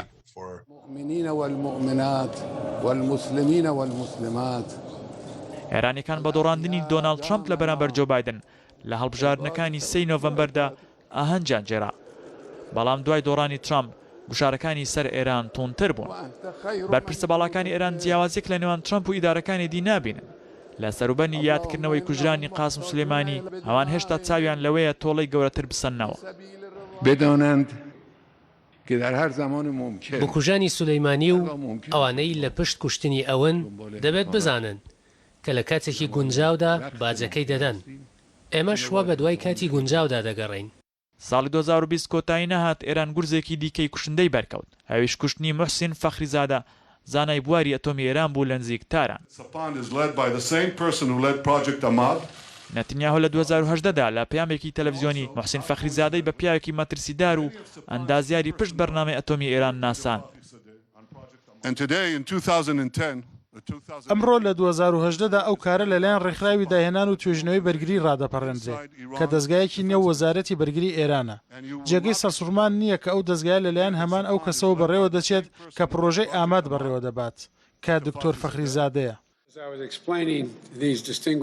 کوشتنی فەخریزادە دەرفەتی دانوستاندنی لە نێوان ئێران و ئەمریکا بۆ سەردەمی جۆ بایدنیش قورستر کرد. بەرپرسێکی ئەمریکی کە نەیویست ناوی ئاشکرا بکرێت بە میدیای وڵاتەکەی ڕاگەاند جوڵەکانی ئەم دوایە ترامپ بۆ ئەوەیە ئیدارەی بایدن نەتوانێت بە ئاسانی پێچەوانیان بکاتەوە. قدرت تحریم نداشتن. هەرچەندە حەسەن ڕۆحانی بەر لە کۆتای 2020 ڕاگەیاند ئێران بە ڕۆیشتنی ترامپ لە دەسەڵات زۆر دڵخۆشە. بەڵام ئایەتوڵڵا خامنەی لە گوتارێکدا گوتی بتمانە بە دوژمنەکانتان مەکەن. خامنەی گوتی دوژمنایەتی ئەمریکا بەرامبەر بە ئێران بە ڕۆیشتنی دۆناڵد ترامپ لە دەسەڵات کۆتایی نایە. هەڕێکار عەزیز ڕووداو. ڕێکار هەموو بابەتەکانی باس کرد. ئێستا لەگەڵ میوانەکانمانە یەکی سێ خولەکتان هەیە. لەو سێ خولەکە باسی هەموو کاریگەری ئێرانمان بۆ بکەن لە ناوچەکەیە و ئیسرائیل چ کاریگەریەکی هەیە و بایدن پرسیارەکەوەی ئێران و ئیسرائیل کامیان زیاتر کاریگەرن ئەمڕۆ لە ڕۆژهەڵاتی ناوەڕاستە و تورکیاش لە ناوچەکەیە و بایدن چ کاریگەریەکێ بێ دوای ترامپ. لە ڕاستیە ئێران کاک جگە لە ڕووی ئەوەی لە ڕووی جوگرافی و جیۆپۆلیتیکی سیاسیەوە گرنگێکی گەورەی هەیە لە خۆرهەڵاتی ناوەڕاست و لە هەمان کاتیشە جیۆپۆلیتیکی دنیای شیعە لە جیهانی تورکی، فارسی، عەرەبی و هەندێک باسی لە ئەفریقیش ئەکەن بۆ نمونە تەنها لەو چەند ساڵانی ڕابردوو ڕێژەیەکی زۆری شیعە لە نایجیریا زیادی کردو تا 4-5 میلیۆن کەس کە بە هۆکارەکەی کۆماری ئیسلامی ئێرانە. لە ڕاستیە لە دوای شۆڕشی ئێرانەوە کۆماری ئیسلامی ئێران و خومێنی ویستیان کە شۆڕشی ئیسلامی تەزدیرکەن بۆ دەرەوە کاتێک کە نەیانتوانی کۆی شۆڕشەکە تەزدیرکەن دەستیان کرد بە تەزدیری سەورەی شیعی کە سەرکەوتوو بوون لەمەیانەوە. ئێستا ئەو هەموو کێشانێک ئێمە لەو کاتەوە باسیەکەین لەو 2 ساعتە لە هیچ شوێنێک ئێران نییە کە هەژمونی نەبێ و لەو شوێنانی کە باسیەکەین هەژمونی ڕاستە و خۆی هەیە هەم ڕوو بە سونی هەم ڕوو بە منافسە سیاسیەکانی بە تایبەتی ئەمریکا و ئیسرائیل و وڵاتانی کەندا لە ڕووی سیاسیەوە. بۆیە ئێران تا ئێستا لەو دۆسیانەی کە ئەجەندای ئێرانە زۆر سەرکەوتوو بووەوە باش بردوێتێ پێش و تەنانەت کێبڕکێکی سەختی لەگەڵ وڵاتێکەکانی نەکرد لە 2020 دوای کوژرانی قاسم سلێمانی هەندێک گەڵێن پاشەکشەی کردو بەڵام لە ئەرزی واقع ئێمە بینین کە لە سووریا ئێستا باسمان کرد لە یەمەن حوسیەکان باڵادەستن و لە جنوبی لوبنان حزب الله باڵادەستە و لە عێراق گەشتۆتەوەی باس لەوە کرد کە وڵاتە یەکگرتووەکانی ئەمریکا یان هێزەکانی تاوکەم کاتەوە یا سەفارەتخانەکەشی بکشێنێتەوە بۆ هەولێر و ئەوەی کە زۆر تا ڕادەیەک پیان وایە پاشەکشەی کردووە لە سووریایە ئەویش دەرەنجامی ئەو ململانیانەیە کە رووسیا زۆرتر فشاری کردووە. بۆیە بە نظری من کۆماری ئیسلامی ئێران هێستا هێزێکی گەورەی منتقەیە و تەسیری گەورەی هەیە و گرفتەکانی کۆماری ئیسلامی ئێران لەگەڵ کۆمەلگای نێودەوڵەتی و لەگەڵ ناوچەکەشتە یەکیشیانەوەیە کە کۆماری ئیسلامی ئێران خەریکی بەرەمهێنانی چەکی ناوەکیەکەوە یەکێکە لە گرفتەکانی بەردەم پرۆژەی پێنجایدیان یەک و گفتوگۆگانی نێوان تەنان خودی واشنتۆن و کۆماری ئیسلامی ئێران دووهەم پشتیوانیکردنیەتی بە قسەیەوان لە گروپە تیرۆریستی ئیسلامیەکان لە جیهانا و سێهەم دەخالەتێتی لە ئەفغانستان لە لوبنان لە سووریا لە یەمەن لە عێراق و چوارەم پشتیوانی لە گروپەکانی حەشتی شەعبیە بەتایبەتی لە عێراق کە تۆمەتبارەکردنەوەی کە پێرەژەکرێتە سەر کۆماری ئیسلامی ئێران و لە کۆی ئەوانە وڵاتی یەکگرتووەکانی ئەمریکا پێی وایە تهدیدە لەسەر ئیسرائیل و معلوماتی جەناب لە دوای جەنگی ساردەوە وڵاتی یەکگرتووەکانی ئەمریکا و ئیسرائیل لە بەگەڵ بەشێکی زۆری وڵاتانی منتەقەکە پەیوەندیەکانیان ئاسایی کردەوە ماعەدا کۆماری ئیسلامی ئێران لەسەر نەهج و بەرنامەی خۆی ڕۆیکەوە پەیوەندیانە تا ئێستا ئاسایی نەبووتەوە و لە سەبارەت بە پرۆژە ناوچەکە پیان وایە کە ئەوە ئەرکی ئیسرائیلەوە خۆی لە ساڵ 82 بەرامبەر عێراق کردوێتی و لە دوای بەهاری عەربیش لە سووریا پرۆژە ئەتۆمیەکانی تێکشکاندووە بەڵام ئیسرائیل بخۆی پێی وایە کە ئەو دووریەکی زۆری دوایین پرسیارم ڕووبکەمەوە 3 دقە و نیو 4 دقەش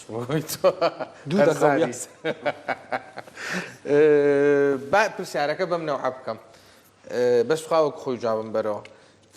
بەهاری عەربی لە نەتیجەیە بوو بە خێر و بەرەکەت بۆ ئێران و بۆ تورکیا بوو بە بەهاری ئەوان لە ناوچەکەیا و پاییزی عەرب خۆی چکەوە وەزعی وڵاتە عەربیەکانە و کێ لەم بینایە قازانجی کردووە نفوزی خۆی زیاد کردووە ئێرانە و تورکیایە. بەڵێ لە واقع بەهاری عەربی بە زیانێکی گەورە بۆ سەر تورکیا شکایەوە بۆ سەر تورکیاش بەڵێ لەبەرەوەی لە ساڵی 2010 نەخێر لەبەرەوەی لە ساڵی 2002 کە ئەک پارتیات نەسەر حکم وتیان ئێمە زیرۆ پرۆبلیم تەسفیری مەشاکیلەکەین سفر کێشەکانمان سفرەکەینەوە لەگەڵ وڵاتانی جیهانە ئەمە داودۆغڵۆ تێزەکەی ئەمە بوو بەڵام لە ساڵی 2011 لە دوای بەهاری عەرەبیەوە زیرۆ پرۆبلیمەکە سفر پرۆبلیمەکە بوو بە فول پرۆبلیم بۆ تورکیا لەگەڵ ئیسرائیل کێشەی دروست بوو لەگەڵ میسر کێشەی بۆ دروست بوو لەگەڵ سووریا پێشتر ئەسەد و ئەردۆگان ڕەفیق بوون کێشەی بۆ دروست بوو لەگەڵ عێراق و پەکەکە جەنابتان نەزانن و لەگەڵ دەستێوەردانی رووسیا لە سووریا کێشەی لەگەڵ رووسیا بۆ دروست بوو تورکیا بۆیە بەهاری عەرەبی بەخێری بە شەڕێکی گەورە بۆ تورکیا شکا ساڵی 2010 100 لیرەمانەدا لە تورکیا 100 دلارمانەیە 100 لیرەمان وەرەگرت ئێستا 820 لیرە بابینە سەر ئێران ئێران ئەهەمیەتەکەی من تەئیدی قسەکانی کاک ئەنوەر ئەەکەم ئەهەمیەتی ئێران من بە پێچەوانەی ئەوەی کە باسی بەو شێوێ باسی ئەهەمیەتی ئێرانی کرد من لە ڕەوانگەیەکی دیکەوە باسی ئەهەمیەتی ئێرانەکەم بەهاری عەرەبی ئێران تێیدا براوە بوو لەبەرەوەی خاڵێکی ێجگار جەوهەری درک پێنەکراو بۆ کۆمەلگای چۆنەڵی بەشەری دەرکەوت کە ئێران کوێیە ئەوش ئەوەیە کە تۆ ناتوانانی بڵێ قەتەر نوێنەری هەموو سونەیە لە جیهانە ناتوانانی بڵێ تورکیا نوێنەری هەموو سونەیە لە جیهانە ناتوانانی بڵێ سعودیا نوێنەری ڕێبەر و مەرجعی هەموو سونەیە لە جیهانە بەڵام من بە مطلقیە توانم پێت بڵێم ئێران مەرجعی هەموو شیعی دنیایە ڕاستە هەندێک لێرە 12 ئیمام هەیە و ئیشکالێت هەیە و حەوزەی نەجەف هەیە و حەوزەی قومەیە بەڵام دوجار تۆ دەستکاریکردنی ئێران دەستکاریکردنی ئێران دەستکاریکردنی 250 بۆ 300 میلیۆن شیعەیە شیعە لە ئەفغانستان شیعە لە سووریا شیعە لە یەمەن شیعە لە عێراق شیعە لە زۆربەی وڵاتانی دیکەی شیعە لە ئێران خۆی ئەمە بەحرین بە هەمان شێوە لەبەر ئەوە یعنی ئێران ڕێبەرایەتی هەموو شیعی هەموو دنیاکە دەستکاریکردنی ئێران دەستکاریکردنیکی هەر تەنها سیاسی و ئابوورینی دەستکاریکردنیەکی ئایدۆلۆژی یان ئتنی یان شتێکی لەو جۆرەشە بۆیە بە بڕای من ینی چه ئیدارەی ترەمپیشەوەیان نەشاردۆتەوە ڕاستەوخۆ بە سیاوەیان کردوکە ئەوان نایانەوێ ئێران بگۆڕن و لە ڕێگۆڕیشەوە هەڵتەکەن شتێکی لە سیاسەتی خارجیە سلوکی پێڵێن سلوکی ڕفتاری دەوڵەتەکە ئەیانێ بگۆڕن ئەو مامەڵەی کە ئێران ئەو شەوازە بیرکردنەوەی ئەو مێنتاڵەتی کە سیاسەتی خارجی ئێران یان سیاسەتی ناوکی ئێران لەسەر پرسی چەکە ناوچەکانی ئێرانەوە لەسەردار ڕائوێنێ ئەمە بگۆڕن ئەم ڕفتارانەی ئێران بگۆڕن دوو شت بەلای خۆرئاواوە زۆر جێی نیگەرانیە بەنسبەت ئێرانەوەیشیان پرسی چەکە ئەتۆمیەکە کە ساڵی 2013 وان ڕێککەوتن کە لە ئاراکە و شوێنێکە یۆرانیومیتیا ئەپیتێنرێت بۆ نسبەتێکی کەم ئەمە کەم بکەنەوە ئێران دەستی برد بۆ ئەوە لە دوای 2015 کە ڕێککەوتنەکەش ئیمزاکرا بوو زیاتری کرد و دەستی کرد بە لە شوێنی نهێنیە دەستی کرد بە بەرهێمەنانی چەکی ئەتۆمی بە تایبەتیش لە دوای کوشتن یا تێرۆرکردنی قاسمی سولەیمانیە و ئێران بە کراوەی ئەم پرسەی هێشتۆتەوە خاڵی دووهەمیان کە لە سەرەتای بەرنامەکەەوە باسمان کرد مەسەلەی دەستێوەردانی ئێران باوەڕ بێەوە نووسەرێکی گەورەی بەریتانی هەیە بەەوە ناسراوە سێرچی بکات ئەوە ڕوئایات ینی نای باتریتیکسە باتریتیکس ئەڵێ لابد أن يكون الحرب جەنگێک هەرە بێ ڕووبدات لەکوێ لە خەلیج چونکە هیچ شتێ بەقەدەر ئەوە ئەمریکا حەزیەت نایە کە هێزێکی گەورە هەبێ دەست بگرێ بەسەر خەلیجی عەرەبیە هەر جەنگێکیش ڕووبدات ئەم هەموو کەشتێ ژێر دەریایی و سەر دەریایی ئەم دو سێ ڕۆژە لەگەڵ لە ئەمریکا و لە ئیسرائیلەوە هاتنەتە کەنداوی عەرەبی پێم وانییە بۆ حەفلەی سەری ساڵ هاتبێتن بۆ ئاهەنگی سەری ساڵ هاتبێتن ئەکیدەن ئیشکالێکیان بەدەستێ و ئاڵۆزەکانیش ناوخۆی عێراق بینن کە گەلێکی سپاس دەمەمەنەمانە ماڵەوە ئەوە دو ساعتان ما هون گەلێکی وەستاندن سپاسش بوو وەژی تەماشەوانی نێژاک و تەماشا کرد ئەدی چ بکرد چیەکەین بینەرانی خۆشەویست چاوەڕێی کاژێر حەوت بن دڵبخوێندارا هەواڵەکانی ڕۆژاوای کوردستان باکووری کوردستان لەگەڵتان ئابێ منیش هەشتی بەیانی سبەی بەیانی جارێکی کە لەگەڵتان ئابم بۆ جیمی قسە بکەم بەسەر چاوەڵێن بۆ جیمی قسە بکەم دوایە سبەی کاژێر چوار دوایین ڕووماڵی من و دڵبخوێنە بەبەیەکەوە کە باسی کوردستانەکەین لە هەموو پارچەکانی کوردستانەوە بریا لە ڕۆژهەڵاتیش پەیامنێرمان بیتوانایە بەشدار بێ لەگەڵمانە بەس بارودۆخەکەوانیە لە باشوور لە ڕۆژاوا لە باکوورەوە پەیامنێرانمان لەگەڵمان هابن باسی ساڵی 2020مان بۆکەن چۆن ڕۆیشتووە خااتری بوو ئێوارە باش.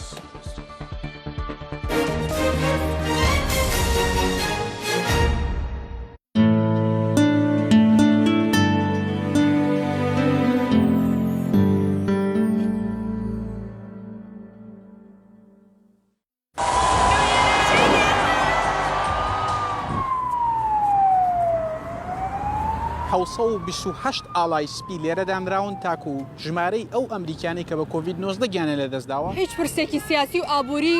هێندەی پرسی یەکلاکردنەوەی برێکسیت خەڵکی دابەش نەکردووە. جيدين أنتم؟ سليماني مهندس كاريزمای دیار و کاریگەری ناوچەی